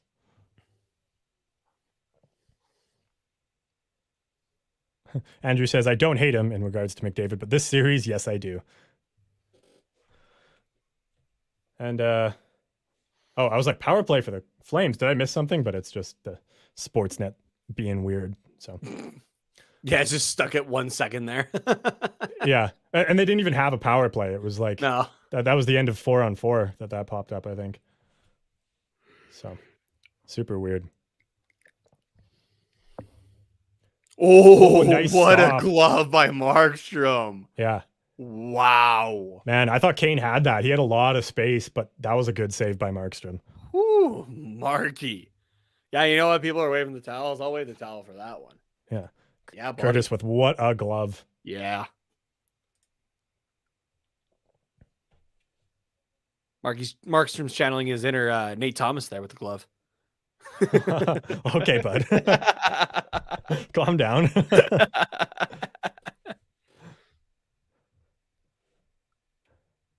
Yeah, that was big.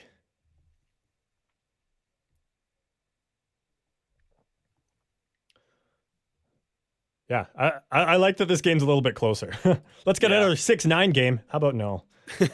Oh, I'm okay with not having that. Elliot Friedman, who I gotta agree with this, honestly. McDavid, phenomenal. Single-handedly keeping Edmonton in the series.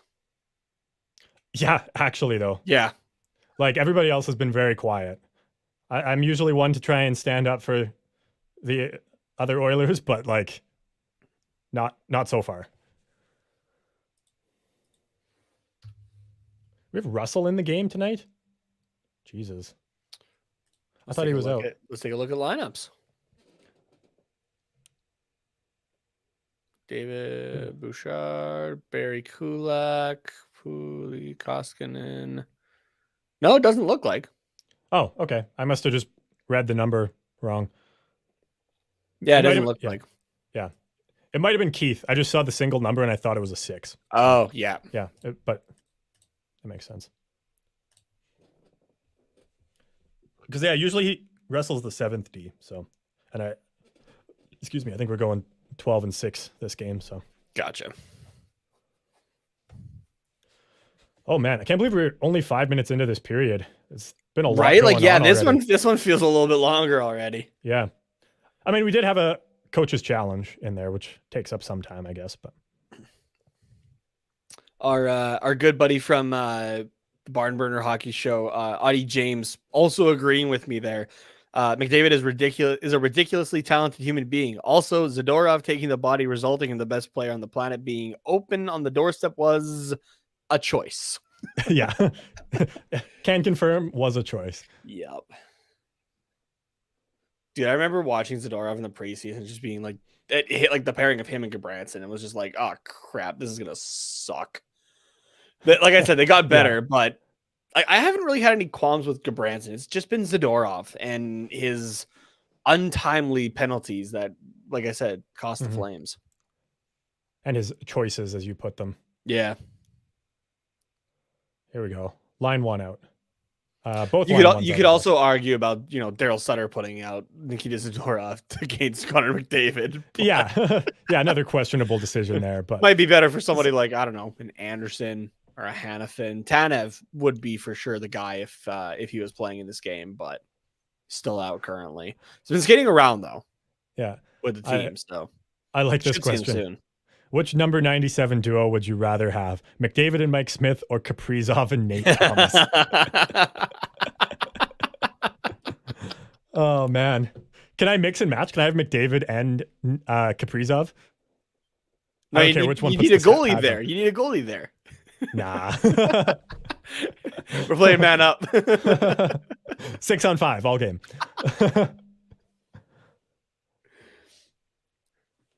Kaprizov and me, though. Lauren with a Mike Smith sucks.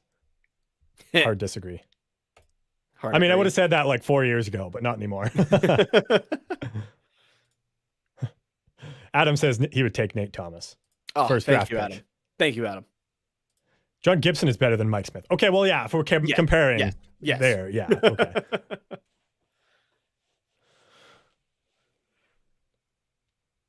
Getting a little more physical, it seems. Yeah, a little bit more. I think probably a product of it being a closer game.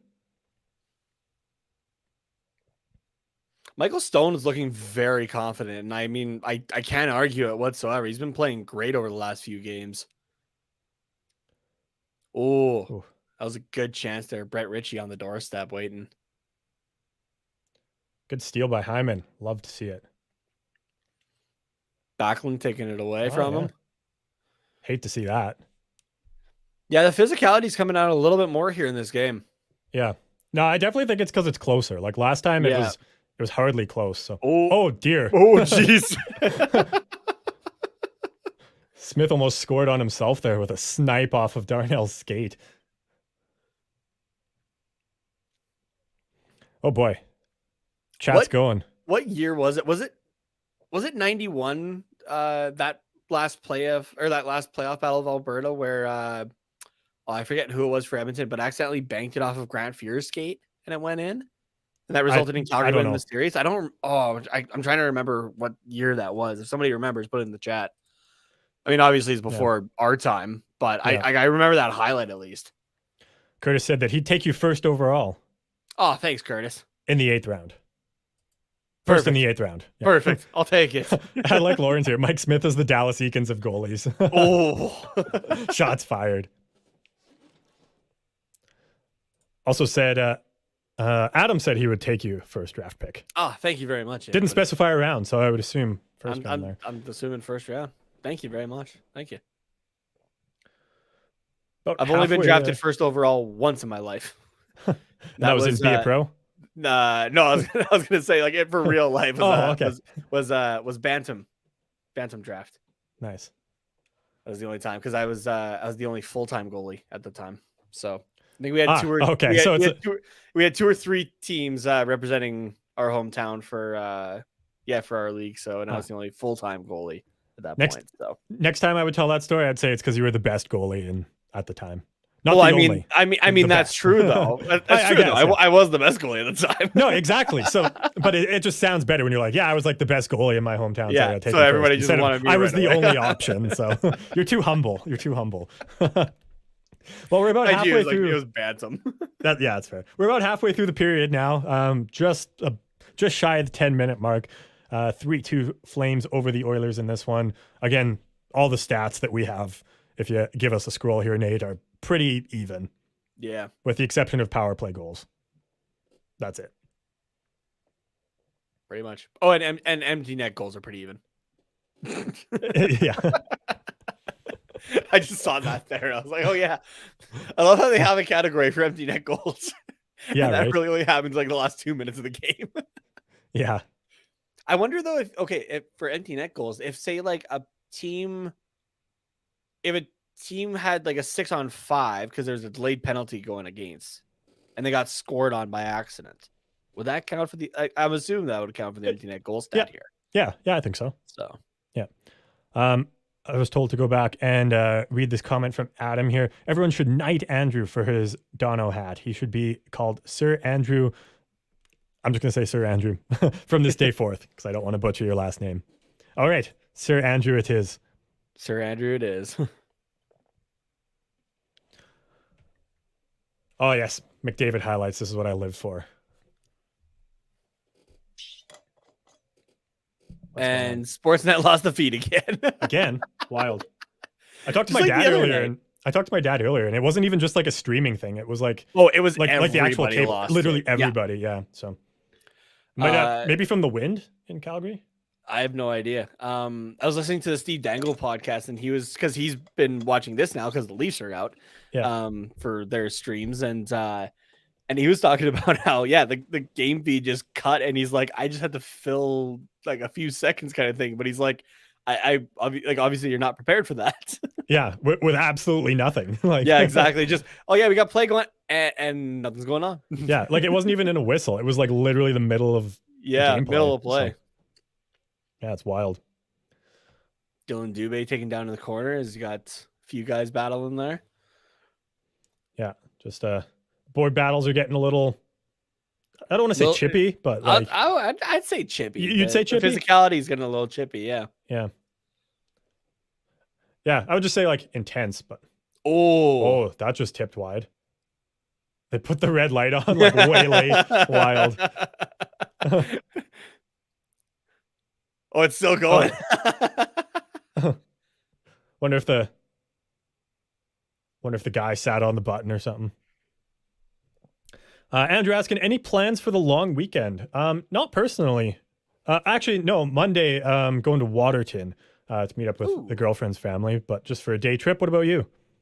Heading to Calgary just to hang out on Sunday night with some family, Sunday and Monday. So nice. I was gonna say you're gonna try and go to the game or the Red Lot, but I guess it's in Edmonton. So. Yeah, it's in Edmonton. So do the Flames do anything for away games? Like, do they show it in the game? So in the they are Dome, doing the Saddle Dome. It sounds like for Game 3. Okay. And I think they were gonna do. Oh wait, no, yeah, never mind. Yeah, for game 3 that's what it sounds like they're gonna do. So Cool. But they had to cancel the red lot, I think, again tonight because they had too much damage from the wind lately. So Oh yeah. but Gotcha. apparently there's a hole in the stage that was outside beside the screen. So Oh boy. yeah. I know they're also doing construction around the Saddle Dome. At least they were last time I was there, so I wonder if like a lot of construction debris got blown around. Yeah, they do still have a fair bit of construction there. I went to the red lot for game 2. So there's Guy and Jane Gaudreau. The Gaudreau clan is in Calgary. Shout out to Uncle Hockey as well on Johnny Gaudreau's uncle there. He's very interactive. I mean, with a lot of the Gaudreaus are, but Uncle Hockey especially is very interactive with Calgary Flames fans on Twitter. So Oh yeah. and I'm happy to say he sauced me a follow a while back. So nice. Adam says, guys, the world record for eating mustard at once is 3 jars. Oh my god, that's a lot of mustard. That's a lot of sodium. Yeah. Says, give it a try on some pizza. Mustard on pizza. Ooh, okay. Maybe honey mustard. Yeah, honey mustard would be good. I feel like it would have to be like a pepperoni pizza though, okay, a simple kind of pizza. You can't do it with like too many toppings on it. Yeah, or like a you ham. Don't want to take away. Yeah, like a ham and pepperoni, because like a ham and mustard sandwich is all right. So yeah.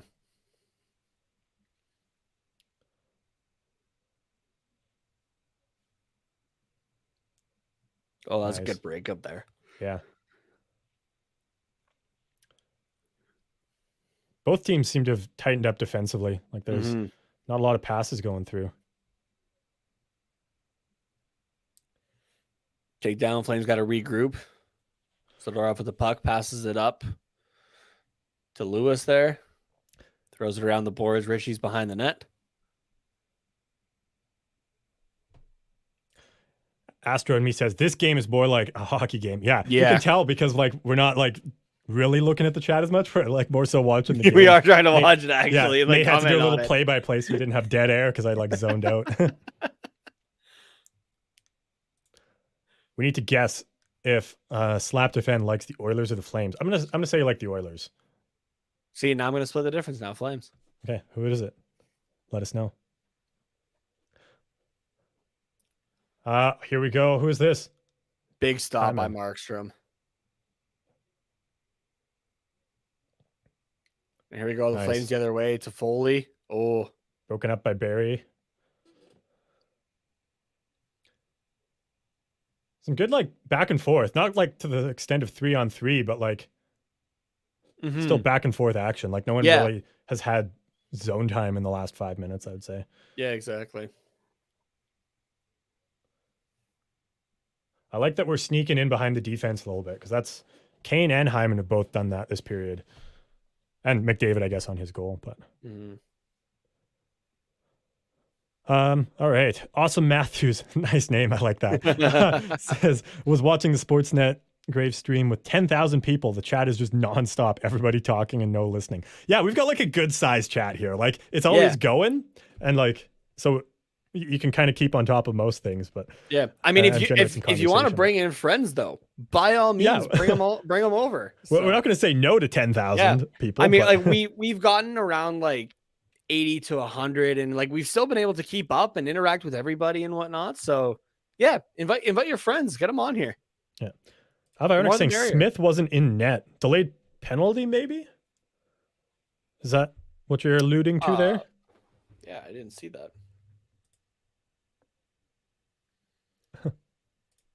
Yeah, Awesome Matthews also says McDavid is playing with cheat codes on. Yeah, he does pretty much every game. Oh, Slapped FN says, I like the Flames. Sorry, Carter. It's okay. I forgive you. How about next? I finished the Battle of Alberta in Be a Pro. Coilers won 6-1. Love to see it. Ouch. Hopefully we can translate that to the... Oh, Smith wasn't in net for his Battle of Alberta as well. Oh, gotcha. Okay, I read the comments out of order there. Well, that explains why he won. Or why they won. Ooh, Jacob throwing the trips. Awesome Matthews. How's golf? Drake You know for what though? again. You know what? I'll do the chirp back and for Awesome Matthews. Vegas has been on the golf course a little bit longer this year. Oh yeah, there you go. There you go. Consecutive multi-point games in Oilers playoff history. Gretzky with 8, which is insane. McDavid currently at 5, and then Gretzky has 3 other stints of 5. Jeez. Like they had like 6 or 7 guys on the list, and 4 of those guys were Wayne Gretzky. It's hilarious. Awesome Matthews. Golf is pretty sweet. Watching Tampa destroy Florida. Have fun trying to play Tampa. Yeah, somebody might have to play them in the finals. Well, somebody will have to, I'm sure. Wow, those odds feel very lopsided. I'm taking a look right now at the money line on DraftKings. Promo code Currently, THPN. it's there you go. Currently, it's negative 450 in favor of Calgary. Interesting. To plus 295 in favor of Edmonton. Those feel very lopsided considering the game we've been watching. For how close this game is, yeah. Yeah. And that honestly, okay, you know what? I'm pulling up Money Puck because unless that there's gotta be something we're missing here. Yeah, give me the deserve to win meter. Like unless the odds are a hangover from game 1 a little bit. I'm not sure because they do get updated throughout the game, right? Currently the Oilers are in favor 61% of the time to win this game. In 1,000 simulations on moneypuck.com. So what I'm hearing is people should use promo code THPN to bet on the very lopsided Oiler underdogs right now because it might be worth it. I don't think you're going to get better odds this game or this series potentially. Andrew says, I would take Johnny Hockey over McDavid. Sorry, Carter. Oof, that's a hot take. Yamamoto draws a high sticking penalty here. This is the only time I hope people are actually bleeding. Yeah. Because you're like, oh, you can get a double minor. Yeah, let's go. Let's get 2. Yeah, that's I mean, don't get me wrong. I love Johnny, but I guess it kind of depends on like what you're trying to go for. But I feel like it's hard to argue against McDavid just in general. Yeah. Oh, yes, it's a penalty. I'm not arguing it's a penalty. Yeah. But that sucks circumstantially. Like yeah, it really does. He's not even like going for Yamamoto. It's incidental contact. Oh, that's brutal. Yeah. That sucks. Avionics says, I added something to my deal. If the Oilers win, Carter gets to choose the name of your player for Be a Pro. Ooh. Nice. Awesome, Matthews. McJesus over Johnny Hockey. Even Johnny Hockey bets against that. I think they're checking if this was Fogel's stick. Is that what's going on here? They're just confirming. Is Stones. That is Michael Stone's stick, it is, yeah. I think the refs are just making sure. Yeah.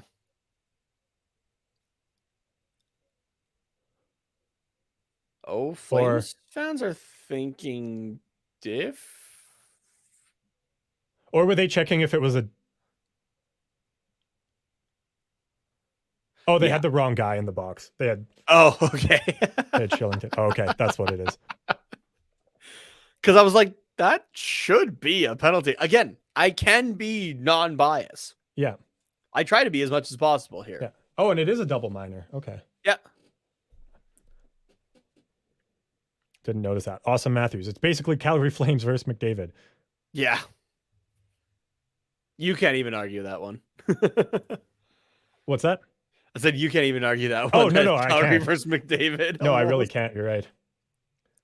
Calgary's got to play tight defensively here. Like, this is not the situation you want to be in. Like, up by 1, but giving a 4-minute double minor. The Oilers' power play is buzzing compared to last game, too. So. Yeah. Curtis says, we need a massive kill here somehow. Yeah, absolutely. Yes. Oh, Backy, dude. Good job, Barry, to keep that in. TSN turning point, potentially. Oh. Are we trying to be too perfect? Feels like we're trying to be too perfect here.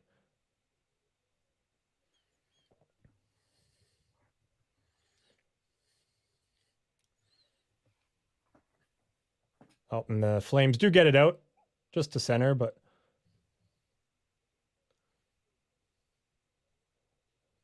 Andrew says he's signing out. Have a good night. Yeah, you too. Have a good Andrew. night, bud. Thanks for tuning in. Always good to see you. Awesome Matthews, I'll get to your comment a little later here. Avionics, do you want to pick a name now or later? Just so I don't forget to ask. I'll do it later. I'm thinking I'll do if the Oilers win, I'll do the guy that gets the game-winning goal. I'll make you. So I guess technically I'm kind of already picking. So if you forget to ask, then make it the game-winning goal scorer. Oh, yeah, sorry. Good night, Sir Andrew. Good night, Sir Andrew. Sir Andrew, right. What's that, sorry? I was going to say, but that person's already in the game, technically. Not as a goalie. Oh, fair enough. Because he's doing his Be a Pro as a goalie.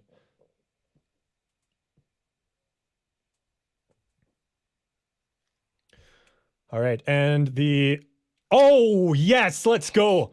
I was just going to count down to when the other power play expired, but with 1 second remaining on the first penalty, Bouchard, the Bouch bomb, ties it up. And the Oilers will still be on the power play. Yeah, you can't be taking, like, again, it's completely incidental contact, but like you can't be, you can't afford to do that against this power play of Edmonton. No. Yes, that is so unfortunate, says Curtis. A big no from Andrew. Yeah. As he's signing off. And Donnell, tie game. Yeah, I was going to say, like, it will be really unfortunate if, like, that's kind of the turning point is, like, just incidental contact. Awesome, Matthew. Sweet. I bet 3-1 odds on this game. Nice. Ooh, there you go. Tied. That's so unfortunate. Penalty shot. Just kidding. Oh, here's some rough stuff. Yeah, of course. Yep. Zach Hyman. Wild. Who's he fighting with? Mangiapane. Mangiapane, yeah. Yeah.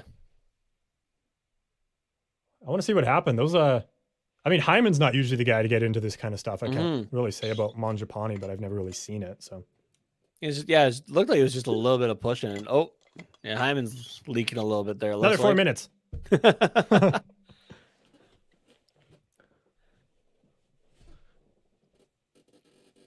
No, that was just a good play by good. Yeah, good work on Branson there. Yeah. Still don't get to see what happens. Looks like they're gonna kiss though. What if we kiss under the Saddle Dome lights? Hey, Olaf, good to see you again. Hey, Olaf. 21 goals so far. Jeez. And we haven't even played 5 full periods. Yeah.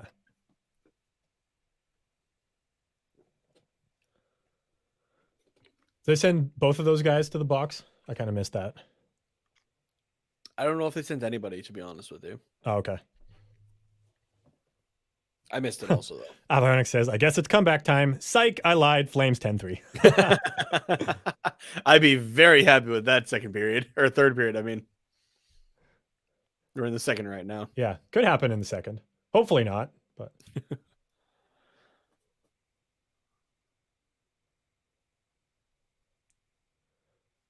Oh, shouldn't be giving that up, but yeah. Playing a little 2-on-2, some practice drills.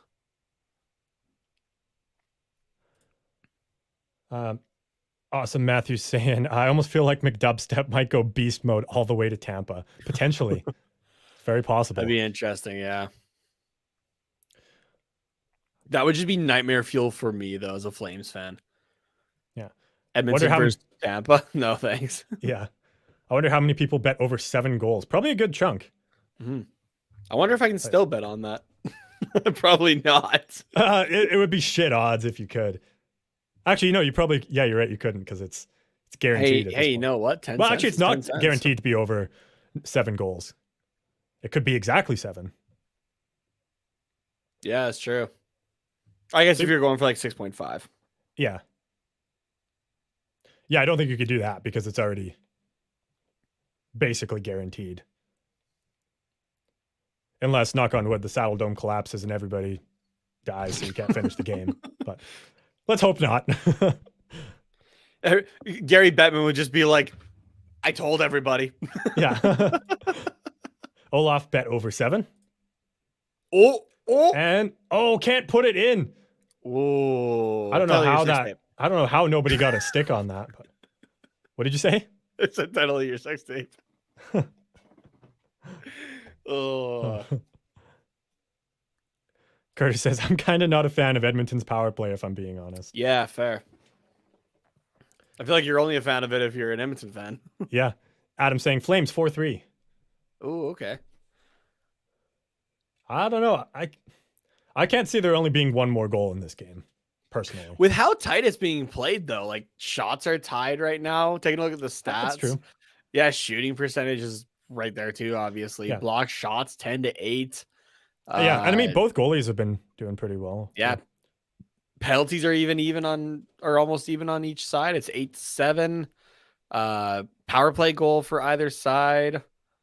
Hits 23-22. Like everything is pretty much even. Like the biggest spread is on faceoffs, and even that's pretty close at 22-17. Mm-hmm. Yeah. Austin Matthews brings up a good point though. And we kind of talked about it in the second as well. Edmonton has owned both second periods so far, but Flames have the advantage in the third, which is very true. Edmonton has been solid all playoff long in the second period. We saw them get it to 6-5 last game in the second period, tied it up in the third, and then it was all Flames from there. So, that being said, I think Oilers need to get one to take the lead into the third period. Jacob, I bet over 30 goals for this whole Calgary Edmonton round. Did you do that before the series started? I would imagine so because yeah. Which I mean, like that's pretty reasonable in general. But I mean, after round 1, you're going yes, please. Game 1, you mean? Yeah. Or game 1, yeah, not round 1. Sorry. Yeah. I mean, round 1 even as well, right? You got that too. Yeah. Edmonton and Calgary both playing like shut down kind of teams. Yeah. So. I just broke my laptop. I'm on my phone. Oh no. Curtis. Ooh, it's Young Gru. Yeah, I saw the commercial for that. I've only seen that first movie. Oh yeah. I'm trying to remember if I've seen the other ones, but yeah, Curtis, asking the big questions here. How did you break your laptop? Hey, Lee from Grand Prairie once again. Good to see you. Hey, how's it going, Lee? Yeah, I think I've only ever seen the first Despicable Me. Actually, I might have seen the second one because I remember there was purple minions in one of them. That wasn't the first one. So yeah, I've only seen that first one. From what I know, it's the best one. So as usual. Yeah. Do love me some Steve Carell. Oh yeah. I was practicing lock picking and dropped a lock on it. Oh no. Were you watching The Lock Picking Lawyer? He's awesome. Have you seen much of The Lock Picking Lawyer, Nate? I haven't. No, I didn't even. What is it? It's just a guy who's like really good at lock picking, and he just buys like high end locks that you can get at like hardware stores, and then just like opens them up in like 30 seconds. Oh geez. And like explains how they works, and then he's just like, yeah, so it's actually like really easy to break into if you know what you're doing. And he just like jams in a pin and like jimmies it around and opens it up. He's done it to like safes. It's crazy. Jeez. How many lawsuits do you think he's had thrown his way? Yeah, I don't know. That's a good question. Just for like clearly explaining how to do this thing. Like how to break into them. Yeah. I mean, I think locks are mostly just to deter people. Like, yeah, you know, like you put a lock on a shed and people are like, I don't care to look at this and like do anything about it, right? So if you actually know what you're doing and actually want what's inside, like you're gonna get in. Awesome. Matthew says, watch out for Coleman when it comes to a clutch goal. Edmonton is slowly becoming my second favorite team. Oh, nice. But yeah, he's not wrong, Coleman, on the clutch goals. That's true. He's like, remember, he got 2 last game, right? That's what you guys brought him in for. So yeah, that's a guy that knows how to perform in the playoffs. So he did it twice with Tampa the last 2 years. So he's well versed in deep playoff runs and what it takes as well. Yeah. Your computer booted. Nice to hear, Avionics. In Action says, let's go Flames. Yeah, buddy. Awesome. Matthews also says, I I feel like Edmonton fans are as depressed as Leafs fans in a different kind of way. Yeah, we share the same sense of depression. Yeah, that's a good word. Yeah. Hockey See depression. now, what I would say though is that Calgary is the Toronto of the West. Interesting. Where there's been like a lot of promising years, Okay, but a yeah. lot of up and down at the same time, and like, oh, they should go a bit farther, but just can't quite do it, and Yeah. that sort of thing. So I relate to Maple Leafs fans quite a bit. Yeah. Puljujärvi and Coleman were going at it off the face-off there, so that'll be interesting to watch. Those are two guys I could see throw down. Oh, what a stop! What a save by Mike Smith there! Wow. What's the penalty they're calling? They calling goalie interference on Coleman, or are they calling something on someone else from Edmonton? I'm wondering if there's going to be kind of going both ways. You might have the goalie interference on Coleman, but whoever was kind of cross-checking him while he was down after. Yeah. I'm wondering if there's going to be something there. If they call that, that's the softest call ever, because that happens every game and nothing happens. What part of it? Sorry. The cross-check. Like, if you run into the goaltender and you're down on the ice, you're getting a cross-check. It literally happens every game. But oh, yeah, here's Puljujärvi and Coleman going at it there. Yeah. Oh, yeah, okay. So, letting them play there, which I like. And then, okay, yeah, he drives, and then, yeah, you could almost, okay, maybe not like the cross-checking, because it's not even like after the play, right? Like, you could almost call that interference, like he's not letting him get up. If there's going to be any call there. I would be very surprised, because that happens in front of the net, in the corners, every single game. Too. We'll have to see here what happens. We got Mangiapane in, it looks like. For the extracurriculars after.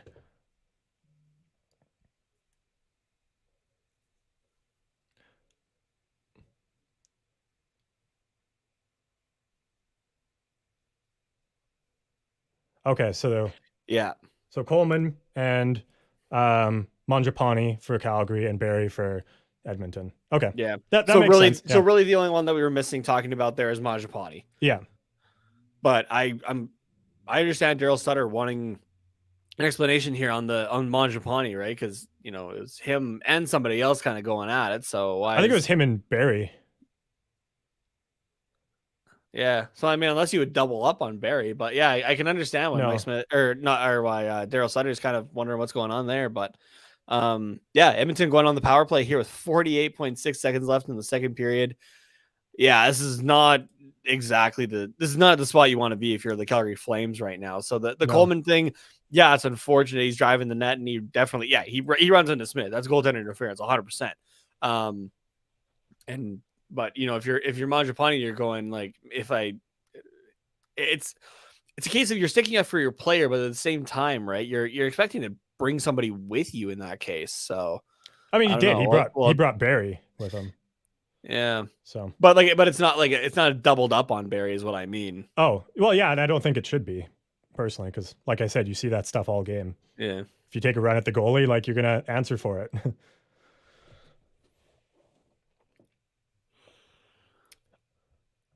Although it does piss me off when it happens and it's an Edmonton player that's getting cross-checked on the ice. I'm like, can we call a penalty? So, like, I do get it, but yeah. And that looks like it'll do it for the second period here. So Edmonton, again, with a power play that will carry into the start of the third period there, about 1:12 left. Tie game, 3-3 in the Battle of Alberta, game number 2 here. Shots, again, fairly even. I think our thing says 27-25, but Sportsnet had it at 28-25. So we'll see if it updates here in a second. Hits, another big stat I like to look at, 24-22 in favor of Edmonton, but again, that's pretty close. Anything that stands out to you there, Nate, that you want to mention? The takeaways, Calgary has been all over it, 7-1. They've been finding the passing lanes there on the Edmonton Oilers for sure. Yeah. 9 giveaways for Edmonton as well, compared to Calgary's 7. So the faceoffs as well, 25-18 in favor of Calgary there. And I mean, considering the guys that Edmonton has at the faceoff dot, right, and McDavid and Draisaitl especially, it's curious to see the Flames winning a few more of those draws and those chances. Yeah, no, for sure. Well, if you got any questions for us, feel free to drop them in the chat. Awesome Matthews, I've got a couple of your recent ones here saved that we'll talk about after our break here. But yeah, we'll throw it over to our friends at DraftKings. Promo code THPN is what you can use at sign up to get offers from DraftKings there. And yeah, we'll see you guys in just a couple of minutes.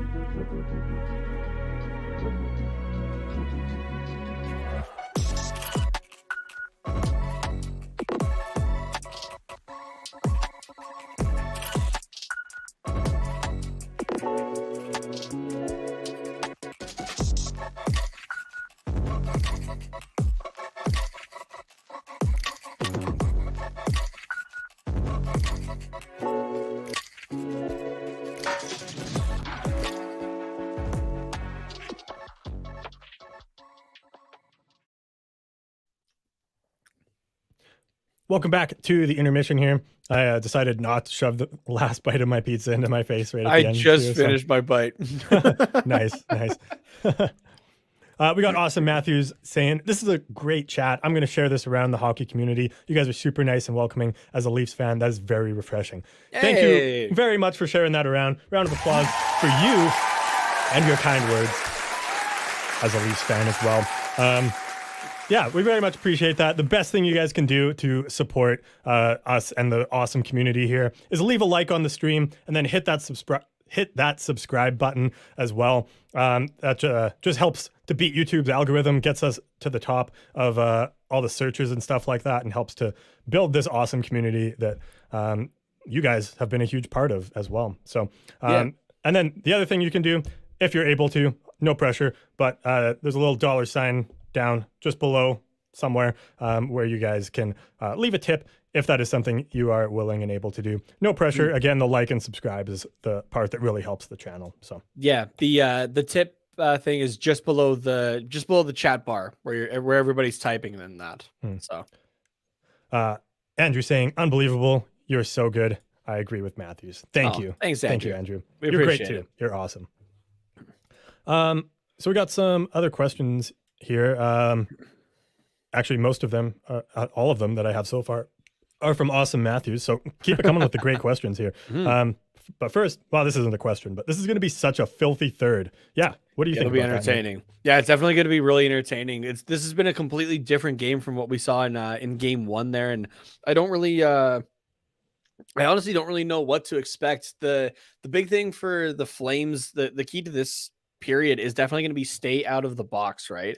This team is way better at 5-on-5 and can dominate Edmonton, honestly, in 5-on-5 play. But if they're giving them power play opportunities, it's going to be a rough go for the Flames in this period here. And you definitely want to be going into Edmonton with a 2-0 lead in the series compared to it being tied. Yeah. You guys did a good job last game shutting down the power play. Oilers' power play was 0 for 4, whereas you guys' was 1 for 3. And I think we talked about at the beginning of the game that the Oilers' power play was like 38% or something like that. So you guys did a really good job last game, and look at the result it got. Yeah. But yeah, this game, currently sitting at 1 for 6, but remember the Oilers still on the power play as well. Yeah, So. little Only terrifying. 1 for 6. So yeah. So I mean, again, 1 for 6 is like pretty good, but it's the 6 power plays is the scary part, right? And or 6 penalties that you've taken. So you guys' power play 1 for 2 though. So yeah. Power play could be a difference maker for sure. Yes, sorry, Sir Andrew. That's going to take some getting used to. But are you happy that they tied it, Carter? I am ecstatic. I just hope that we can maybe take a lead for once in this series, because it's either been we're trailing or it's been tied, and it hasn't been tied for very long. Yeah, that's true. Actually, I didn't think about that. Yeah, Edmonton has not had a lead this series. Nope. I'm okay with that. Yeah, Calgary. Yeah, and you guys have led for like 98% of the series. a good portion of the series, 100%. Yeah. So yeah, thank you, Andrew. Sir Andrew, my apologies. Awesome, Matthews. Do you think that first Edmonton goal should have been called back? I'm trying to remember the first Edmonton goal, honestly. Do you mean the first one, or do you mean the like the first McDavid goal that they did call back? Yeah. That one I do agree should have been called back. That was goaltender interference. I could see it. We talked about it, yeah. Like I think Curtis said, I could see the argument both ways, right? But I'm not surprised that they called it back. Actually, they're talking about it right now. So I would like to see what they kind of have to... Oh, they're looking at like the goal that counted after. Oh, that's that one. Yeah, sorry. Yeah. Or, we're just looking at all of them, actually. All of them. Yeah, okay, that's it. That makes sense. Yeah, the first Oilers goal was Keith's goal. Okay, yeah, so that one was fine. But yeah, so I'm assuming he's talking about that. There was a sign in the stands that was kind of slowed down in that highlight. Win or lose, at least we don't live in Edmonton. Yeah.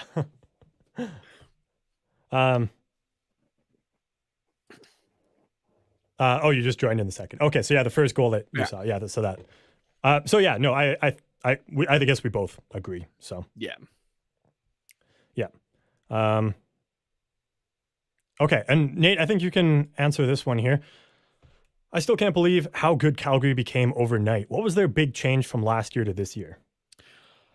Honestly, Daryl Sutter. That's really it. Like structure wise, or like of the team structure of personnel and whatnot, there weren't too many major additions, I guess, right? Like you had some kind of throughout the season, right? Tyler Toffoli is a big pickup there a couple weeks before the trade deadline. You pick up Blake Coleman in the offseason during free agency, along with Nikita Zadorov and Erica Branson. But for the first little bit, it just seemed like those latter two were going to be, the changes, and everyone's kind of like, really? We're just going to go for the same kind of deal. The big change, I think, was a full, like a training camp with Daryl Sutter. Very much different than Jeff Ward. And don't get me wrong, Jeff Ward is a great assistant coach. We were talking about this on the Quack Report. It's kind of like, star players. There's just something kind of there sometimes that you can't quite put your finger on it, but it lends them to being star players. There's one of those, there's that kind of thing as well for head coaches, I find, right? Some guys are fantastic as assistants, but just can't quite do it as head coach guys. And Jeff Ward's one of those guys that I don't think could do it as a head coach, but he's great as an assistant coach. Daryl Sutter, was able to get all of these guys to buy in very quickly on a system, especially with his own training camp and that sort of thing at the start of the year, where he's able to implement his own systems and just go for it. And it's definitely been worthwhile for the Calgary Flames. I know when Jeff Ward was fired and Daryl Sutter was hired at like 10:30, 11 o'clock local time after blowing up the Ottawa Senators pretty much. Mm-hmm. It took a lot of people by surprise and whatnot. And I was kind of curious as to, I was excited for the idea of Daryl Sutter, but I had the question of, well, can he work with today's NHL, right? It's a lot faster and that sort of thing. Can he, is he very old school style, or, does he lean, say, a little bit into the analytics side, right? Where like those can benefit a team, right? Kind of taking a look at those numbers rather than just an eye test or whatnot. And Daryl Sutter's first press conference actually really relaxed me a bit, where, yeah, he answered all those questions, right? He's up to date on everything like that. And he's still got that old school mentality, but he brings in the new school kind of technology and ways of thinking or that into the game, and kind of has a perfect blend of them, I think. So, but yeah, the biggest thing is the buy-in from this team, right? They've bought into this system. It's allowed them to be very offensive while being very defensive minded. So yeah, it's not even so much the actual roster players, but it's more the mindset and the guy who's steering the ship, I think, in Daryl Sutter. Yeah. Also, Matthews says Sutter was there last year though, but you guys brought him in as an interim in like. So what month? It wasn't an interim, but yes, he was brought in about halfway through the season. And when you're scrambling pretty much as the team was with Jeff Ward, there's a difference between the line blender and whatever the hell Jeff Ward was doing with his lineups almost every period. You never saw the same guys together. You bring in a guy like Sutter, and I think you see a lot with a lot of different coaches. Here, I'll give you a Toronto example with Mike Babcock bringing Sheldon Keefe, which also, yes, you had the pandemic starting, so that season just really got messed up in a bunch of different ways, right? Yeah. But you could see how that Toronto Maple Leafs team was different with a training camp under Sheldon Keefe going into that following season. Yeah, for sure. Hopefully the Oilers can do the same thing with Jay Woodcroft going into next year as well. That'll be a big advantage, I think, to the Edmonton Oilers, 100%. So, yeah, and what's his name? Dave Manson is he was the assistant coach with Jay Woodcroft down in Bakersfield as well, and he came up in an assistant role with him, and he's been the big reason why this team's defense is like so improved as well. So and just getting it to play like work as a system instead of like, okay, let's work on making each individual guy the best they can be. It's okay, let's make everybody work together to be better than just each individual, I don't know if that made sense, but yeah, I made got sense. that point across. Yeah. Greater than the sum of its parts is like the phrase that is used, but I hate using that because it's like kind of cliche at this point. So yeah, there you go. Awesome Matthews, thank you very much. Awesome Matthews being awesome, dude. Thank you so much for the tip there. And again, if anybody else is, if you're able to, and we totally understand if not, if you're not able to, a like and a subscribe to the channel is, perfect enough. But if you're able to as well, and you want to be like Awesome Matthews there and be awesome. Yeah, exactly. And you're enjoying what you're getting out of Carter and I here. There's a little $sign just below the chat there. We would very much appreciate it. So we don't have to split it with anybody else at the network. Those tips specifically go directly to us. So thank you very much, Awesome Matthews. Yeah. Andrew here says, I'm having a Coke since 10ish every Friday night at 10. It's Coke hour. Nice. There you go. Something to look forward to on your Friday night there. Yeah, I don't have a specific time, but we got the cans of like diet A&W. A&W root beer. I'm trying not to give free ads out, but you know what? We can give out a free ad to A&W. It's hard not to. So, but I got a couple here. I've been slowly going through this G0, but yeah. Cool. Yeah. If you guys have any other questions as well, we still got a couple minutes, I think, till the intermission starts. I don't know how close we are, but it feels like it's been a while. Oh, my phone froze. God damn. Oh, no, we're good. It was just the app I had open. About 3.5 minutes. So, got time for a couple more questions before puck drop here. But yeah, in the meantime, what do you expect from the third period here, Nate? Obviously, we're going to see at least one more goal before the game is over. But do you think it's an overtime goal? Do you think how many goals do you think we're going to see? Who do you think gets it? And you guys in the chat, let us know as well what you think is going to happen here. I don't want it to go to overtime. Overtime stresses me out. If it does go to overtime, I'll keep you updated on where my heart rate's at. Watch tracks that. But no, I think we can see this game being done here after the third period here. I don't think we're going to be seeing overtime. I could see 2-3 goals, I guess, if you're looking at an empty net potentially happening here. But I think we're going in for a close finish. It's not going to be like last game by any means. So yeah, At least I hope so, for the sake of my sanity. It's I hope it's not going to be like last time. Oh. Yeah. What did you say for a final? 5-3, like with some empty nets, maybe 5-3. Yeah, let's say 5-3 or 5-4. Yeah. Okay. Yeah. I think both teams could potentially get one more, but somebody's going to take a lead and keep it for the end of the third period. So yeah, I know this is like the boring answer, but I can't see it being any different than that. So I kind of have to agree with you, like 5-3, 5-4 kind of thing. So yeah, again, it's kind of. It just means I'm not completely out to lunch. yeah, exactly. It just based off of what we've seen from the last two periods, like that's how this game is trending. Like if it's anything else, it's because one of the teams just shits the bed. Yeah, exactly. So, Avionics here. I just asked Siri how many players are in the NHL. Then she told me about this game. Did she? So she didn't answer your question. Makes sense. Yeah, I don't know. Like sometimes, like when I try and ask Siri about like even like scores in the NHL, I'm like, oh, what's the score in the Oilers game? Or like, what's the score in the Edmonton game? And it's like, oh, well, Edmonton Elks were in the last Grey Cup final in like 2017, and the final score was 37-28. And I'm like, really? I've never had that issue actually. Really? Yeah. I don't know. It's just like it just doesn't make it doesn't give me what I want for like sports. Interesting. Yeah. Oh, here, let's try. You know what? We got a minute here. Hey Siri. And now it's not going to work. Mm-hmm. Hey Siri. What's the score in the Calgary Flames game? The Flames and the Oilers are tied 3-3 at the conclusion of the second period in Game 2 of the second round. She got specific there. Oh yeah, absolutely. Let's see if I've never had that issue actually. Hey Siri, what's the score in the Edmonton game?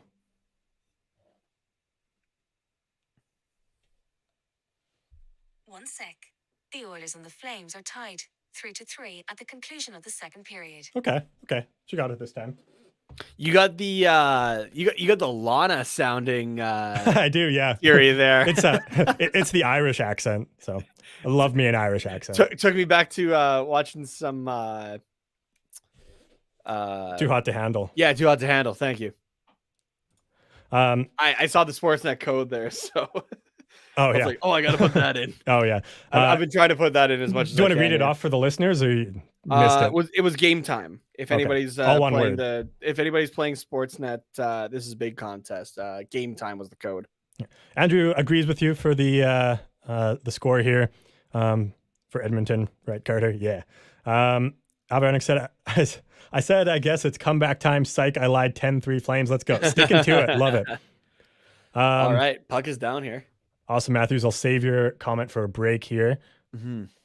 And third period is underway, as Andrew has said as well. Mm-hmm. Edmonton on the power play as well, in case you forgot about that. I am seeing Andrew ask in the chat if we like his hat. Andrew, we aren't able to see it. We don't know what it is, buddy. Good save there. Yeah, your profile picture for us is just a capital A. So yeah.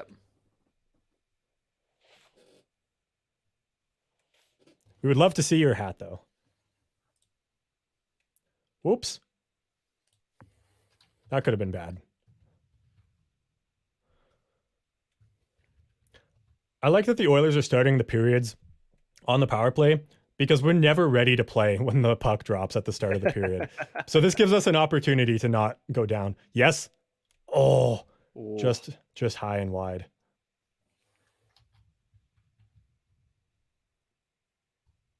And that should do it for the power play there. A couple big stops from Markstrom. Hey, CNEC, how's it going? Lauren, I've got your comment saved for the next break here as well. Yeah, power play is over. Nate Thomas says, that Nate guy is pretty good looking. Curtis should change his jersey to a flaming C1, though.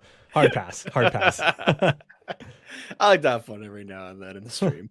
That's good. It's good. I hope you left a like when you were there. I just like to see it. Oh, yeah, I liked it before we even started. Oh, perfect. I knew this was going to be a great stream. You just like to see your face pop up? Is that it? No, I like to see if I can throw you off. Oh, no. Dude, I've got your face looking back at me and Nate Thomas. I think I know. If you changed your profile picture and name, then I wouldn't know. Oh, Kane's looking like he's going to the box for something.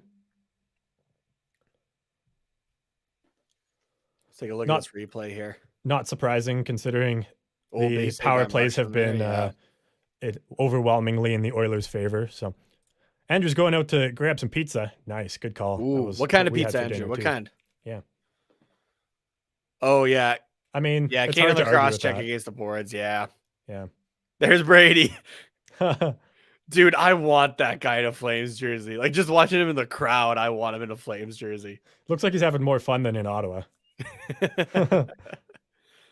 Don't worry, Ottawa fans. You don't have to worry. Don't let it. You know what? I normally tend to agree with Darren Hines, but his whole thing about like talking about Brady Kachuk in the stands and whatnot, dude. Ottawa fans, Brady's staying in Ottawa. You guys are fine. Yeah. Don't worry about it. Curtis, Just let the guy have some fun. I think You're not his brother. I think you started a new copy pasta here, Nate, with your comment. You got Curtis saying that again and shouting out Brady. I love it. So awesome. Matthew saying Kane was the best pickup of 2020. Yeah, absolutely. Biggest trade deadline acquisition before the trade deadline without being a trade. Oh, just a little All right. hard there. Just a little hard. I think Sportsnet really wants us to know that it's that the Flames are 1 for 2 on the power play with 2 shots. 2 shots. Yep. Here we go again with the copy pasta from CNEC. How many more of those can we get? If we get 10 in total, we'll make that the next title of our Quack Report episode. That's a long title, dude. I only have so many characters on Twitter when I'm promoting that. We're going full Fallout Boy now. This next episode is called That Nate Guy is Pretty Good Looking. Carter should change his jersey to a flaming C1, though. 1, 2, 3, 4. We got Edmonton Vibes saying, greetings from Texas. Welcome from Texas. Or welcome from Alberta. Oh, interesting. All right. Yeah. Hey, mind you, though, I've also met Dallas fans in Alberta. So, yeah. Fair. Challenge for Nate. If the Flames win the cup this year, will you shave the majestic beard? I'm going to apologize to my parents right now for just in advance for language. Fuck no.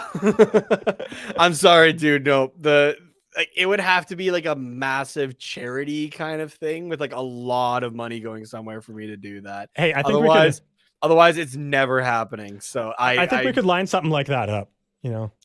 We could line something like it up. We could try eventually, Yeah. but dude, also though, trust me, it's funny to see, but at the same time, you don't want to see me without a beard. It's funny for about 5 seconds, and then you're like, "Oh God, what has he done?" The last time I shaved my beard it's got to be close to 4 years ago now. What 2017? So maybe almost 5 years now. Coming up here in October, but I shaved it last for Halloween. Carter and I together went as Rick and Morty, and so I shaved my beard to be Morty. Oh, big save there by Smith there through traffic. Yeah. And I didn't tell Carter that I was going to do it. I came downstairs and just started asking him something. And he just goes, dude, I didn't hear a word you said because what the fuck happened to your face? And like my now girlfriend and some of her friends came over. They were in the same room as me for 5 minutes, like not really anybody else there. And they didn't realize it was me. Yeah. We went to friends' houses that like we had known for years, and they're like a couple of people introduced themselves to me, and I'm like, I know who you are, and they're like, what the hell? Yeah, like, I do look drastically different. Yeah, we walked in together, and like immediately people shouted at me like, "Where's Nate?" And I was like, "Right here." Curtis has got it right here. A beardless Nate just sounds wrong. Yeah, it is. Curtis, I'll send it in the here. You know what? I'll pull up the picture and I'm gonna send it in the group chat right now. Or actually, I'll just DM it to you specifically because it does look weird. Yeah. It's just it's not right. It's not what you would expect. Yeah. No. And I'm gonna send like the clean shaven face from that Halloween, not like the stubble coming back. Yeah, Nate, I don't want you to. I hope this doesn't come across the wrong way, but it's like if you when you shave a cat, it's like something's just wrong. Is. Yeah, like I don't mean that in a mean way because I understand. No, I the understand. Appeal of, I understand. Yeah, I know. It does look wrong. Something's not right. Yeah, it's like there just should be hair but there's only skin, you know? Yeah, exactly. Also, Matthew's saying this game is so much better than game one, way more realistic. Absolutely. This is what I don't know. I had a lot of fun in game one. Oh, yeah, you did. The drinks went down pretty easy for game one. Yeah, this is going to be the rest of the series, I would like to think here. So 15 minutes to go here in game two. Still tied at 3-3. But Flames with a lot of momentum after their power play there. They've got some good zone time, so getting me a little nervous. There you go, Curtis. I just DM'd that to you. I want your reply though in the comment section here, just so everybody understands. Yeah. Oh, here we go. Here we go, Hyman. Oh no, couldn't quite get there. Well, McDavid line is on now for some zone time, hopefully. And I know we've been ignoring the chat, but don't worry, we'll catch up. There should be a TV timeout soon. Probably right about now after that here. Bomb from Barry is uncontested and pretty easy save from Markstrom there. Oh, no, not going to a TV timeout. Well, it's just as soon as I think I've got it figured out when they do TV timeouts. Well, it's normally around like the 5-minute mark of each. Yeah, it's like the first whistle. Yeah. Yeah. Or it goes like 5 or like 10 minutes, 5 minutes. Yeah, maybe. There's normally 4 within a period, so. Yeah. So, yeah, it's weird.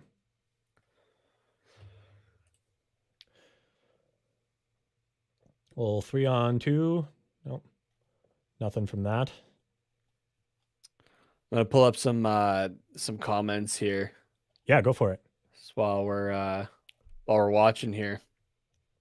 Yeah, I have some starred here as well, but yeah.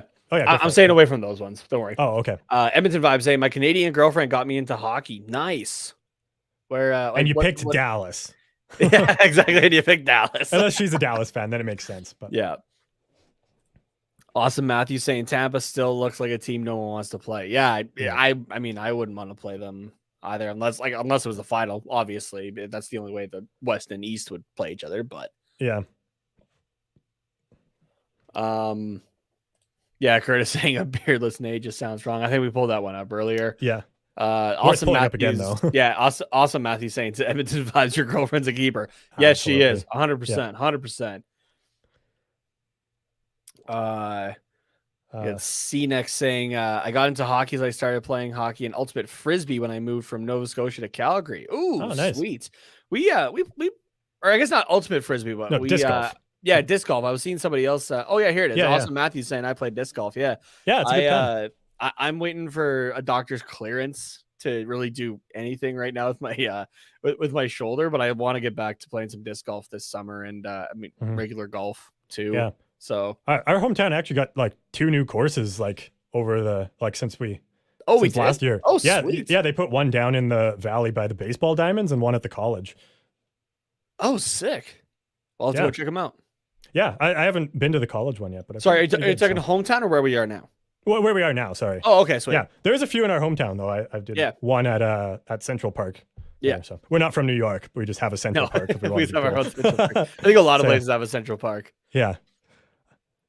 We got Awesome Matthews saying Nova Scotia is the birthplace of hockey. Halifax deserves a team. Yes, absolutely. Yeah. The whole East Coast would rally around that team too. Oh, 100%. It wouldn't even be a Nova Scotia or a Halifax team. It would be like an East Coast team. Yeah, 100%. Yeah, C-Nick saying, Halifax should have a team, as well as Moncton team would be cool, but it's not too large of a city. Edmonton Vibes saying she's an Oilers fan and he's Dallas. Oh man, okay, so I feel like your relationship is almost lucky that Dallas didn't win against the Flames there. That'd have been a tense household for 2 weeks there, possibly. Yeah.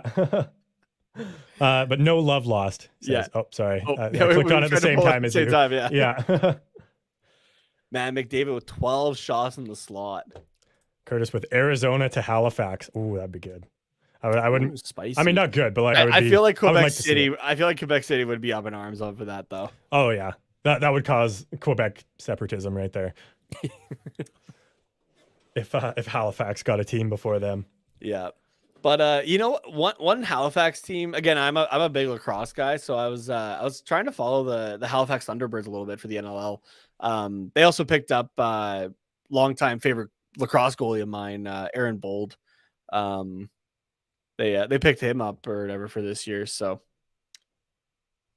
Lauren, see you later. I had a comment saved from you actually.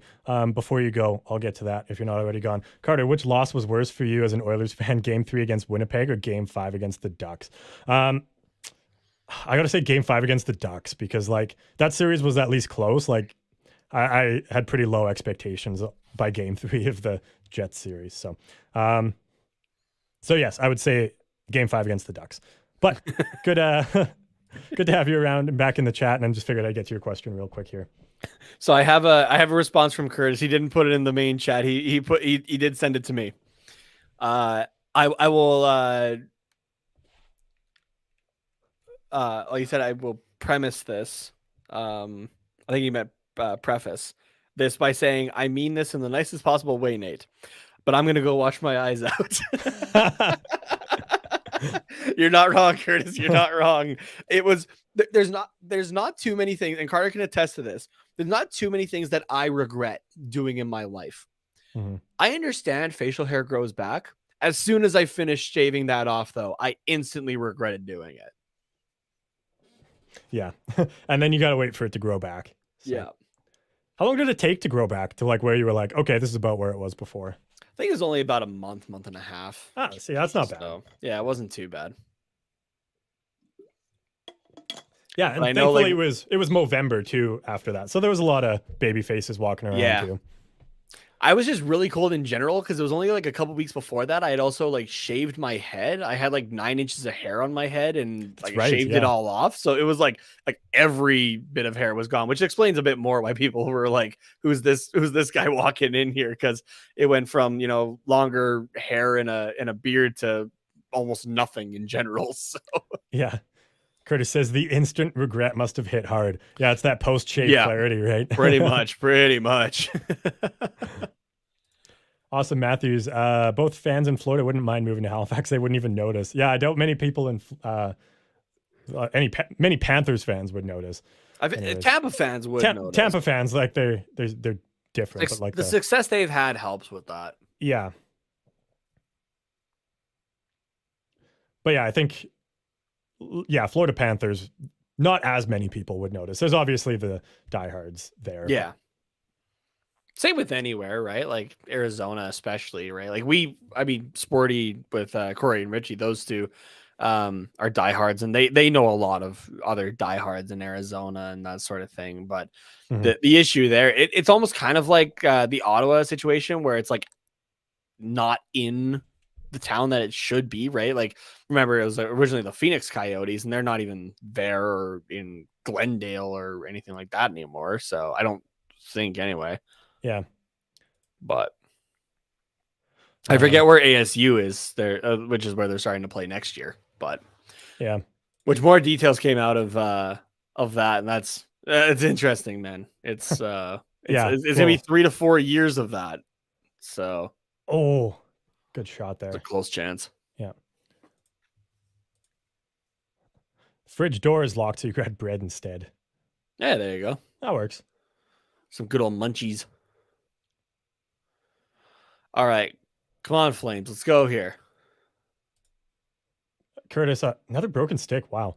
Curtis also asking which loss was worse for you, Game 5 versus the Ducks or Game 1 versus the Flames this year. I mean, I had very little hope after about a minute into the game, whereas I had hope for all of Game 5. So that's fair. So yeah, I would still say that one. Although the Oilers did give me hope again. Oh, good save. I was hoping Mike Smith was going to pull a Patrick Waugh there. Yeah, you and every other showboats Flames a little fans. bit and drops it.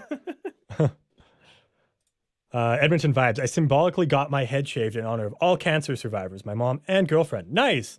That's awesome. Nice. Love that. Oh yeah, good call on the stats as well. Mm.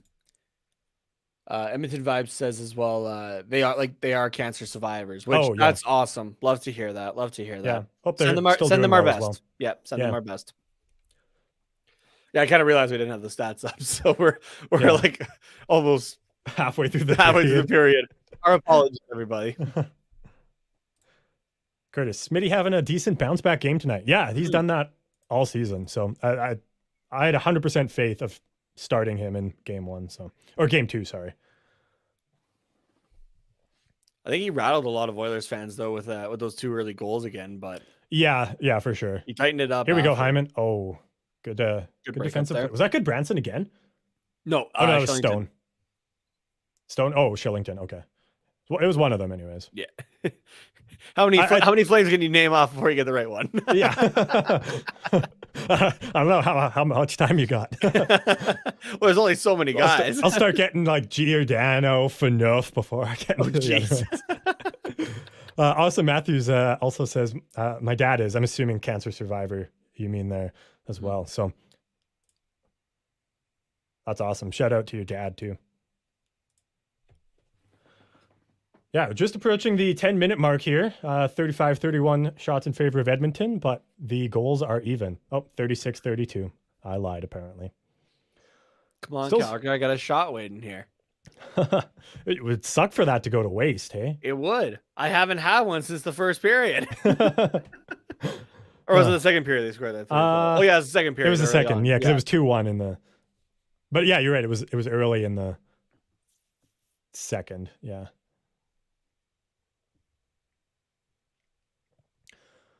Flames with some good pressure in the zone, but is this the third line out? Is there a penalty on the play?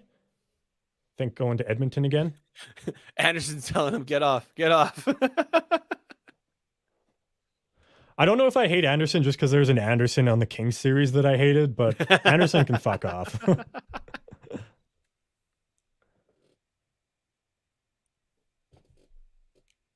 Okay. Here we go with the game management again, trying to make sure everybody gets power play and gets the same amount. Stupid. Yeah, I mean, you know, I'm not a fan of game management like for either side. I would much rather just, okay, you see a penalty, call it. Yeah. Austin Matthews, was Hyman a good signing for the Oilers? Absolutely. Edmonton Vibe says here as well. Yeah. I mean, he's had a career season. He's a puck possession machine. He's really helped fill out the top 6. He's on a decent contract as well. So I'm very happy with that. So, Curtis, Nate, what do you think of changing the third period from Zadorov Goodbranson to Valimaki Stone next season? Oh, did I say third period? Third pair from Zadorov Goodbranson to Valimaki Stone next season. I just want something good for you. So yeah, I want to see a little bit more from Valimaki. You can maybe change him and Connor Mackey out a little bit. But I think I want to see a little bit more of both. I want them both to get a bit more preseason time and see how they both work out. But Stone, absolutely. I'm kind of surprised that I mean, don't get me wrong, Zadorov and Goodbranson have been a good pairing throughout this season. But you've watched Stone over the last couple of years, right? Whenever he's been a contributor in a pretty decent factor. I'm surprised he's not a regular in the lineup, to be honest with you. But at the same time, you know, when he's called upon, he shows up. So yeah, on paper, that looks like a better pairing to me, just based off of the little I know about Valimaki. Yeah, so. I don't see Zadorov and Goodbranson coming back next year. If they do, I hope it's on a little bit cheaper contracts. But I mean, probably not, especially if the guys win a cup, right? So yeah. Awesome Matthews, this was from a while ago, so I apologize not getting to it sooner, but will Edmonton be interested in Campbell this offseason? I'm so happy for Hyman right now. For Campbell, I don't... Oh, here we go. Hyman, a shorthanded breakaway. Fuck. Yes! Upstairs, let's go! 4-3. Hell yeah. Love to see that. 9:46 to go in the third period. Hyman goes upstairs on Markstrom for a shorty. I didn't see how that developed, so I got to watch the replay short-handed too. Come on, you guys. That just sucks. Sucks the wind out of your sails. Jeez. Just a little tip. Oh God, I love Nugent Hyman. I would marry both of them if I didn't have a girlfriend and they weren't both married. But that's good. think he drew a penalty on that too.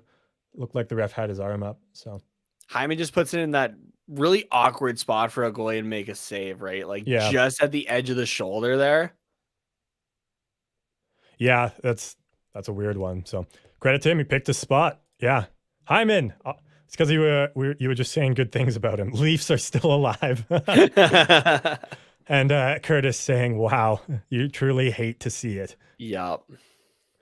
But also mentions Stone should be a staple next year. Love having him these playoffs. Plus, he should be back on another 1-year deal. Anyways, we were talking. We'll get back to the Campbell question after the power play, I think. No. What? Literally the exact same play as last time, as the first period. Let's roll it like last time. I want to see this. Yeah, that's what they're saying.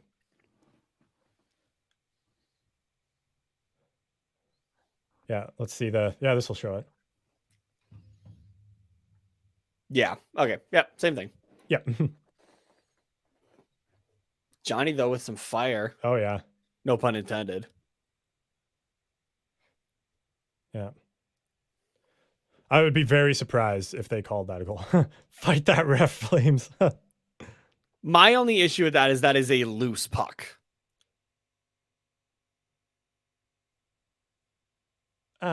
It's literally the same scenario. I understand it's, the ref can't see it, so he blows it down, but that is a loose puck. Like Smith has no idea where it is. Yeah. I think the Oilers kind of got away with that one, to be honest. No, he did. He was just trying to hold it down. No. Well, I mean, maybe, but I guess you like that Hyman pickup. Yeah. Andrew, Hyman will get married with you. I hope so. He's a great guy. He writes children's books too, which they did an after hours with him earlier in the season. Oh, does he? So, yeah. It's like those weird things that you don't like normally know about NHL players, but yeah, he just like casually writes children's books like on the planes and on the bus and stuff. Oh, interesting. So, what else we got for comments here? Gordon Ramsay back saying these refs are just trash.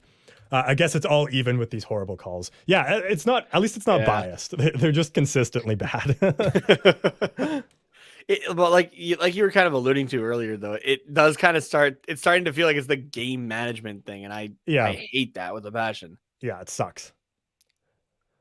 That's what I like about this series, though, is there isn't like an undervalued team or like a smaller market team. Like these teams are pretty similar in terms of market size. So like you don't get like the bias towards like the small American market teams, right? Yeah. I have no idea if that's true, but that's definitely an argument that people make. So Abionics, the Oilers can't win. I suck at goalie. I keep forgetting about that Be a Pro deal there. Why is that not icing? Okay. Again, game management. Average man, sup? I've been watching the game the whole time. Quite a doozy. Hopefully the Oilers maintain the lead. Draisaitl posting in. Let's go. Love it. Love to see it. That makes me a little more comfortable. Big no from Andrew here. Yeah, where's the icing on that? Curtis sums it up here. Straight-faced.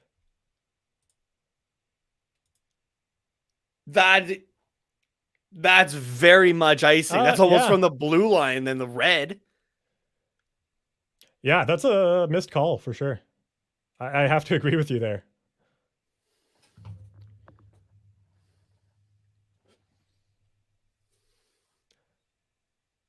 I love that, though, for Dry. Perfect shot. Gordon Ramsay. Bro, these breakaways are crazy. Yeah, Oilers finding a way to sneak in. Oilers score again.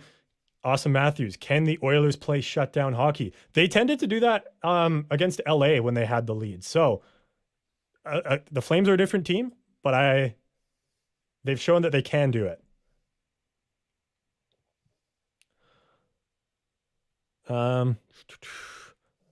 Score here from Average Man. To answer Awesome Matthews Campbell question now.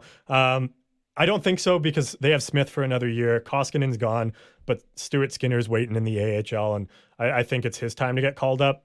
So I don't see them going for another big goalie. I think at worst they sign a third string goalie that can be a backup if Skinner doesn't work out. Unless you think maybe Skinner becomes backup if you were to go for somebody like Campbell, right? Which the Oilers have been trying to improve their goaltending over the last couple of years, right? Like remember, Edmonton tried to go for Jacob Markstrom there. Yeah. And say somebody like Campbell is in the starting role. Ooh, that was close. Skinner as the backup, you send Koskinen down maybe, unless he's on a no move. I don't remember offhand. Koskinen's gone after this year. Oh, okay. Well, yeah, there you go then. Yeah, you could. Oh, I guess it would be Smith, right? Yeah. I wonder if you can bury him in the minors. I think he's got a no move as well. Okay, well then you can have him as like a more of a tandem or a backup role. Here we go. Fogle and Ryan. Good defensive play by good Branson. Or yikes. Or the shot snapped the stick. I'm not sure what happened there, but Curtis saying classic Oilers make their fans feel comfortable to break them down in the final minutes. Curtis, I hope you're right. Don't. I hope you're right, Curtis. Again, I have a shot sitting here. It needs to be drank. Andrew, I got Kadri and Avs anyways. Edmonton vibes. The Oilers have successfully extinguished the fire. And Curtis predicting overtime. Ooh, okay.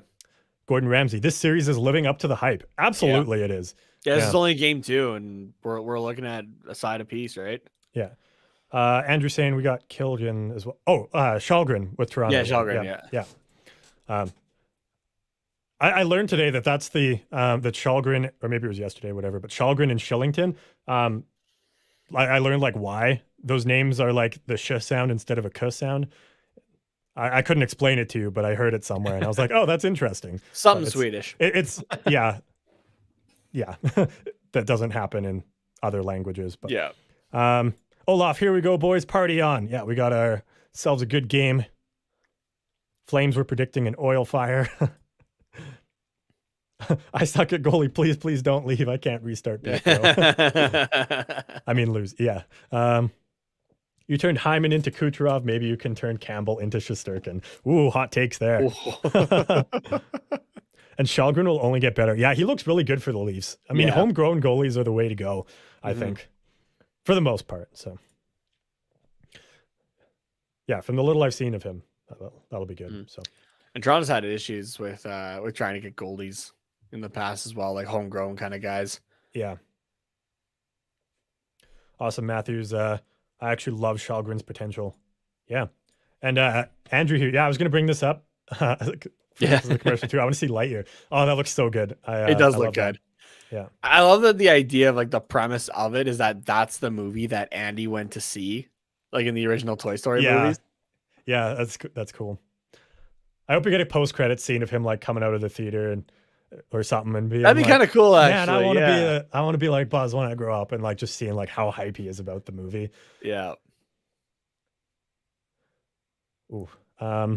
Or like asking for a Buzz Lightyear toy for his birthday, because that's or how something Toy Story like starts, right? Yeah, that's right. Yeah, something like that would be cool. Curtis saying homegrown David Riddick worked out well for Calgary. Sad face. Doesn't always work, but sometimes. Gene, welcome. So I'm in late, but holy hell, Edmonton, giving Calgary the business. So far, yes. And the refs too, a little bit. And the refs, yeah. 5 minutes to go here in the game. 5-3, Edmonton is up. But yeah, Oilers looks like they're just content to sit back and play defense, which I don't know how I feel about that. Excuse me. I mean, just playing pass here, Bouchard and Keith with no pressure. So let's kill the clock. Sure. Jeez. How livid is Daryl Sutter going to be about the lack of pressure there?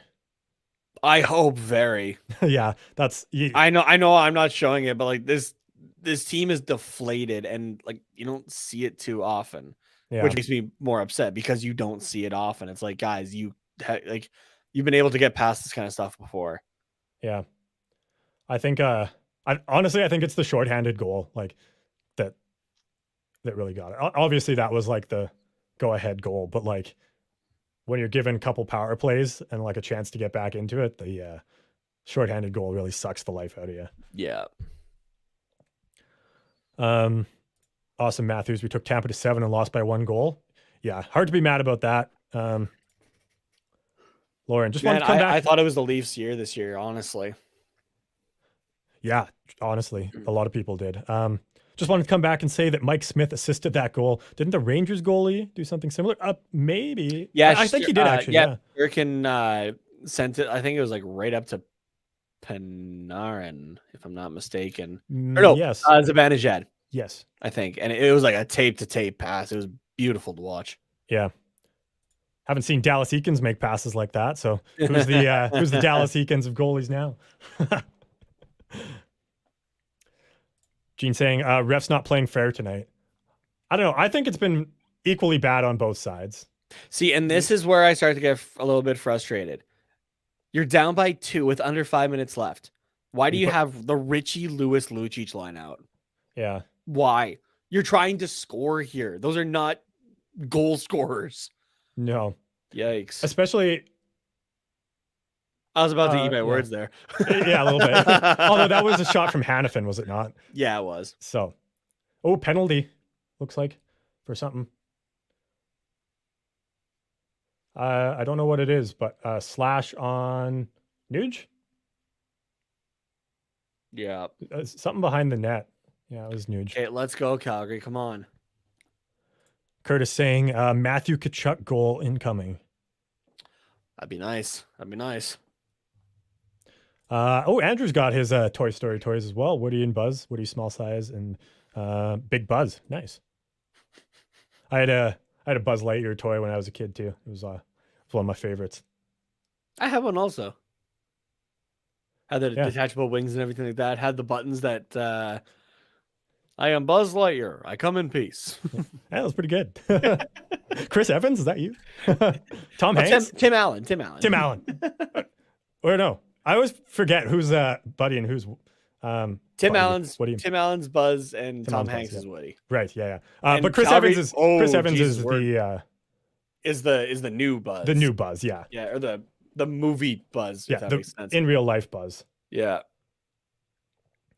Oh yeah. I see what you're saying now. Oh geez, yeah. Empty net, yeah. That's a bold play. But I mean, why not 6-on-4 down by 2? Forces Edmonton to play a little more conservatively, I guess, but no. I am clenched. Will you guys go see that new Buzz Lightyear movie? Yeah. We were both talking about it that we want to do that, so that'll be fun. Curtis, Richie has 2 goals this series. So fair to put that line on. Just trickled through the red paint there. Avionics, can I keep my old Beer Pro? I spent too long on it. I lost my first one and I had to restart. Oh yeah, you don't have to totally restart. That's a good choice. Good choice. Yeah. You can just start a new one. Yeah.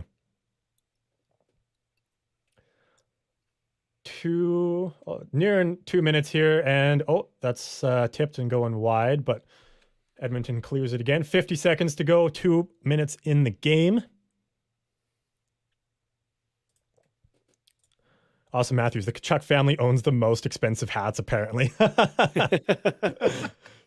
Yeah, didn't Keith be like, "Oh, that's my favorite"? No, I'm not throwing it. This is my favorite hat, or whatever. So it sounds like I was listening to the Jeff Merrick show, and it sounds like the reason he didn't want to throw that is because that's the hat that he wore at the St. Louis Blues Stanley Cup parade in 2019. Oh, okay. So it's got some sentimental value to him. Gotcha. Hyman again, chipping it away, gets taken down, but no call on the play. 8 seconds left in the power play.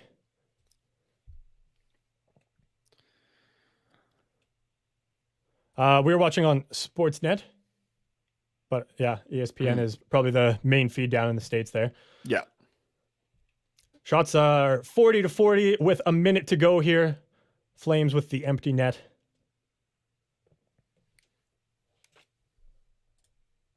Take care, Lauren. Thanks for popping in again.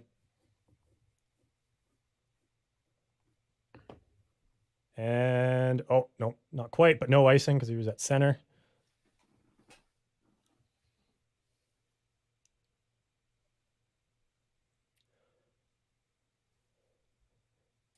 And 30 seconds to go here.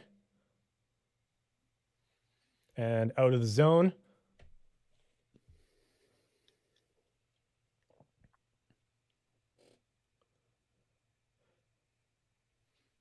Yeah, quite a few Oilers fans there, sounds like. But I would imagine just as many Flames fans will be in Edmonton there. So icing call with, this has 7, but probably a little more to do there. So Curtis saying, good game, Carter. I'm going to go be depressed now.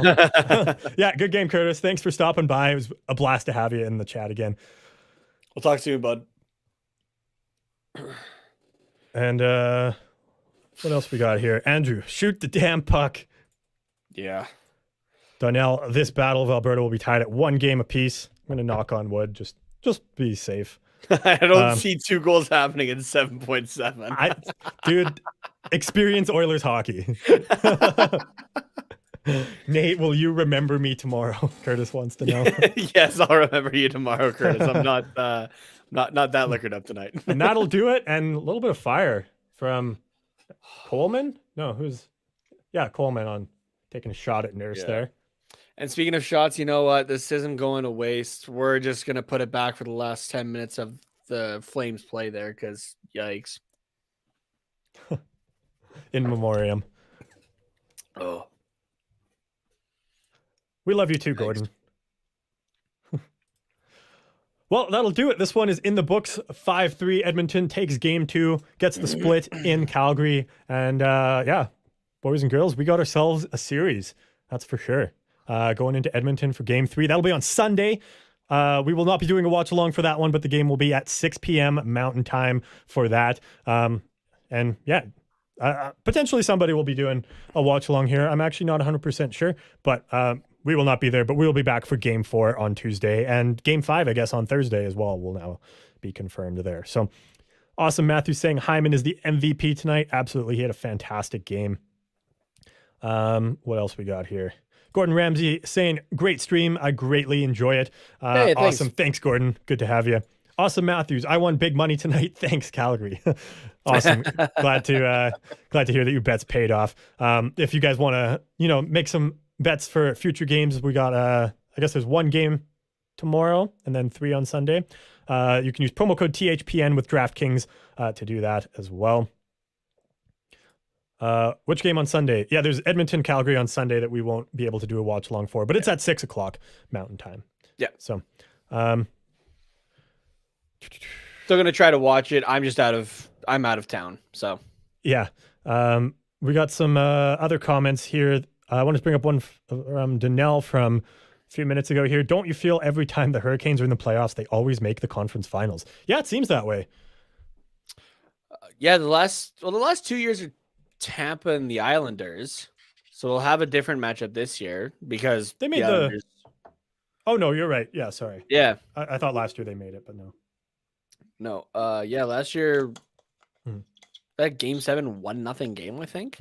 Yeah, you're Tampa right. and the Islanders. Yeah, so yeah. But yeah, you're right, Donnell. It does feel like the Canes, like they're not ever a first round exit. They do tend to go far. So I think this year they could be another one of those years as well. Up 2-0 right now in their series. Edmonton vibes. Oilers winning the division on Calgary ice is the ultimate insult of all insults. Yeah, if we get to game 7 and Edmonton wins, that'd be big. What else we got here? From Awesome Matthews. You guys are so awesome. Appreciate that stream. We appreciate you, Awesome Matthews, for tuning in. If you haven't already, like and subscribe would greatly help the channel. And for everyone else listening as well, like and subscribe. And be sure to come back for game 4. Yeah, because that's when we'll be back. Yeah, exactly. I'm going to check right now if anyone's doing game 3. I want to see who's doing games tomorrow as well. Yeah, Nate, you were right about the game 7 Islanders Lightning last year. I try. How about next? Wait, I did say I would restart that Be a Pro, and I want to stick to my word. Okay, I won't say you have to, but if you want to, you can. Go for it. And I want you to name your player Connor Hyman for me, so that it's a different name from everybody else. Because Connor had a good game, and so did Hyman. But you have to spell Connor Conner. Not double N. No. Conner. Okay. Yeah. Because it screws over. Because I've seen like Conor. Yeah, but and just NNER, but not NER. Yeah, all of these years of academy training wasted. Oh no. We got Isha coming back here. What a game. Yeah, much better from my perspective. Anyways. That last 10 minutes was brutal from a Flames perspective. And I mean, the officiating, unfortunately, didn't really help too much. Yeah. Definitely what we've expected from the Battle of Alberta for the first 50 minutes, I would say, of this game. And fully what I expect to happen for games 3 up to 7 now. Mm-hmm. So. Yeah. Olaf saying good puck luck, boys. Yeah, that's for sure. Pretty much. Donnell, I know the Rangers are a young team, but bad loss to the Hurricanes, losing game 2 tonight. Yeah, but they are going back to New York now, so home ice advantage could help. Mm-hmm. Isha, Markstrom is off too. Yeah, I can't really say because I don't know much about Markstrom. Are these just? Is he not getting enough help? Is he actually The couple of because there was 2 of the 5 goals were on the breakaway, I think, and it just I don't know. He's normally really good actually on the breakaways. It was a little surprising to me. Like I said, though, the one shot was perfectly placed, I think, in just kind of that awkward spot right at the top of the shoulder there, where you can't. It's hard to get the glove all the way up there, but also it's like kind of just out of reach of your actual shoulder, and I don't know. I can see what Isha's meaning there, though, of just like Markstrom he does seem just a touch off, and it's a little concerning if you're a Flames fan. So, yeah. So, where are we going here? Isha says just not confident. Yeah. So, yeah, a little off, not looking too confident. I'm just taking a look at the Money Puck stats right expected now. Goals and stuff like that. Yeah. At the same time, though, like those couple didn't look great, but holy crap, the advanced stats are saying a little bit differently here. Jacob Markstrom with a 3.3 goals save above expected.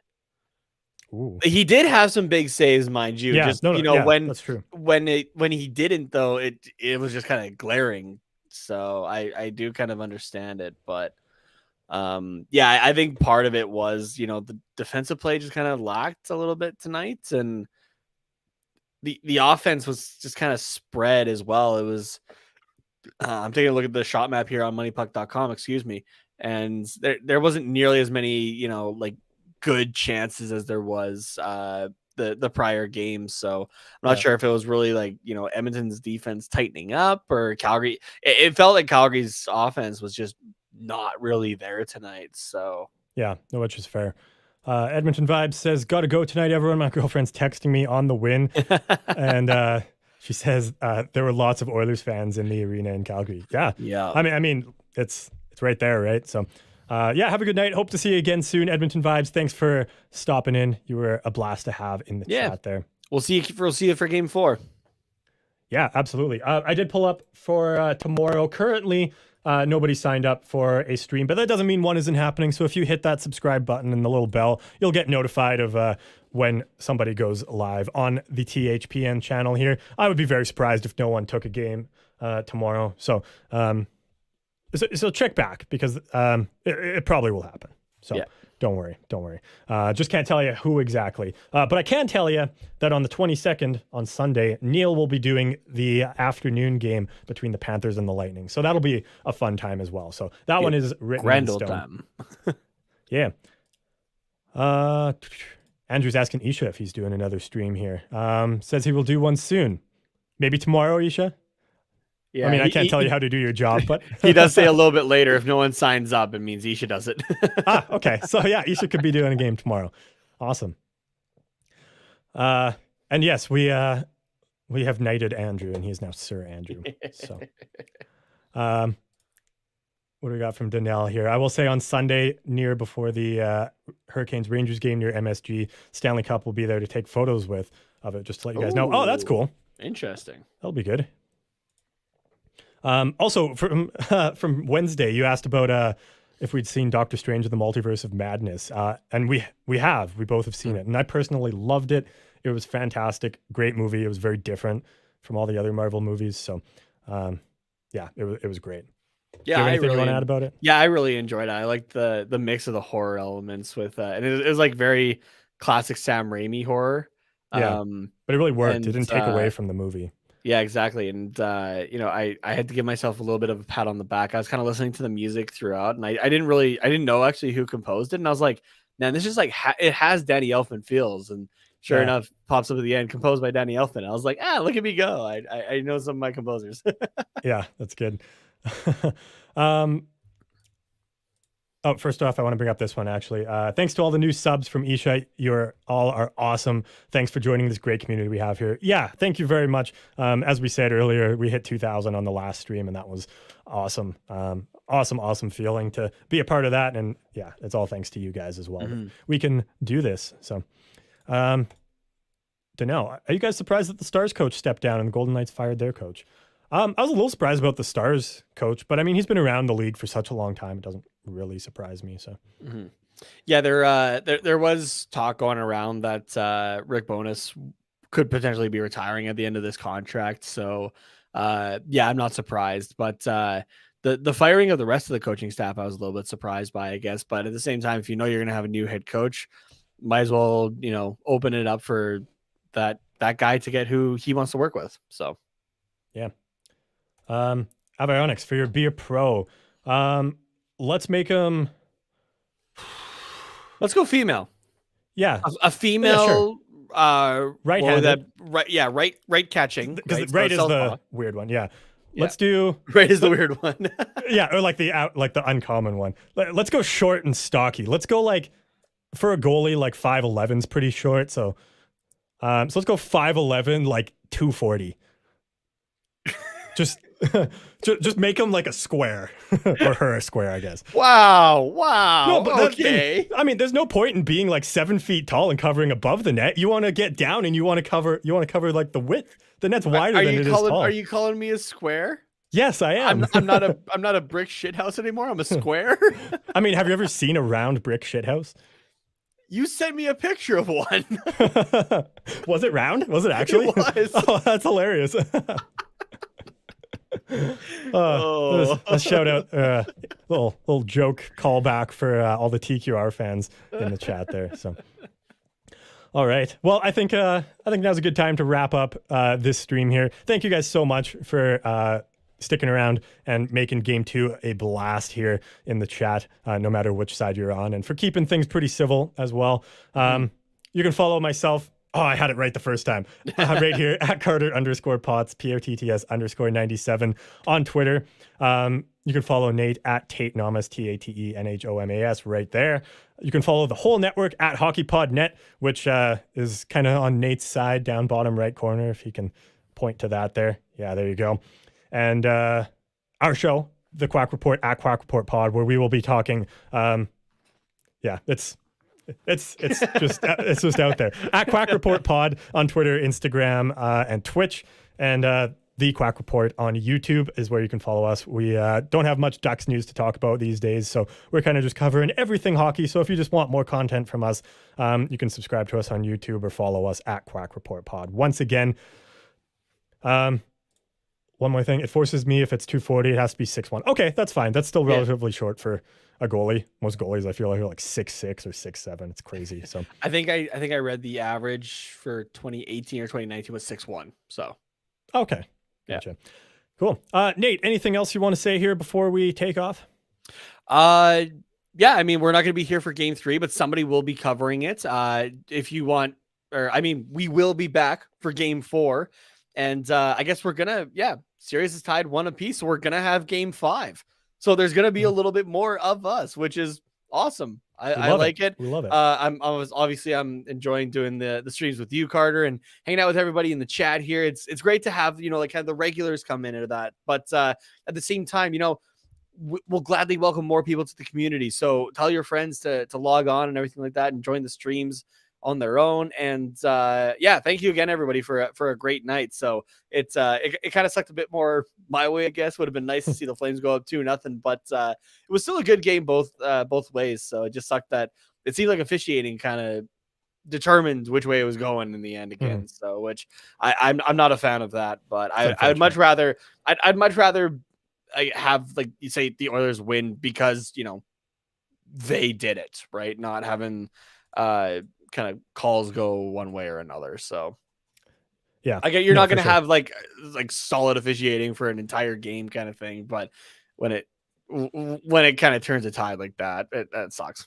Yeah, for sure. I'm not trying to sound like I know. I know what you're saying. Yeah. I do have to agree the officiating was subpar. Yeah. There you go. So yeah, well, thank you guys again for tuning in. We have been Nate and Carter, and you guys are awesome. So we will see you next time.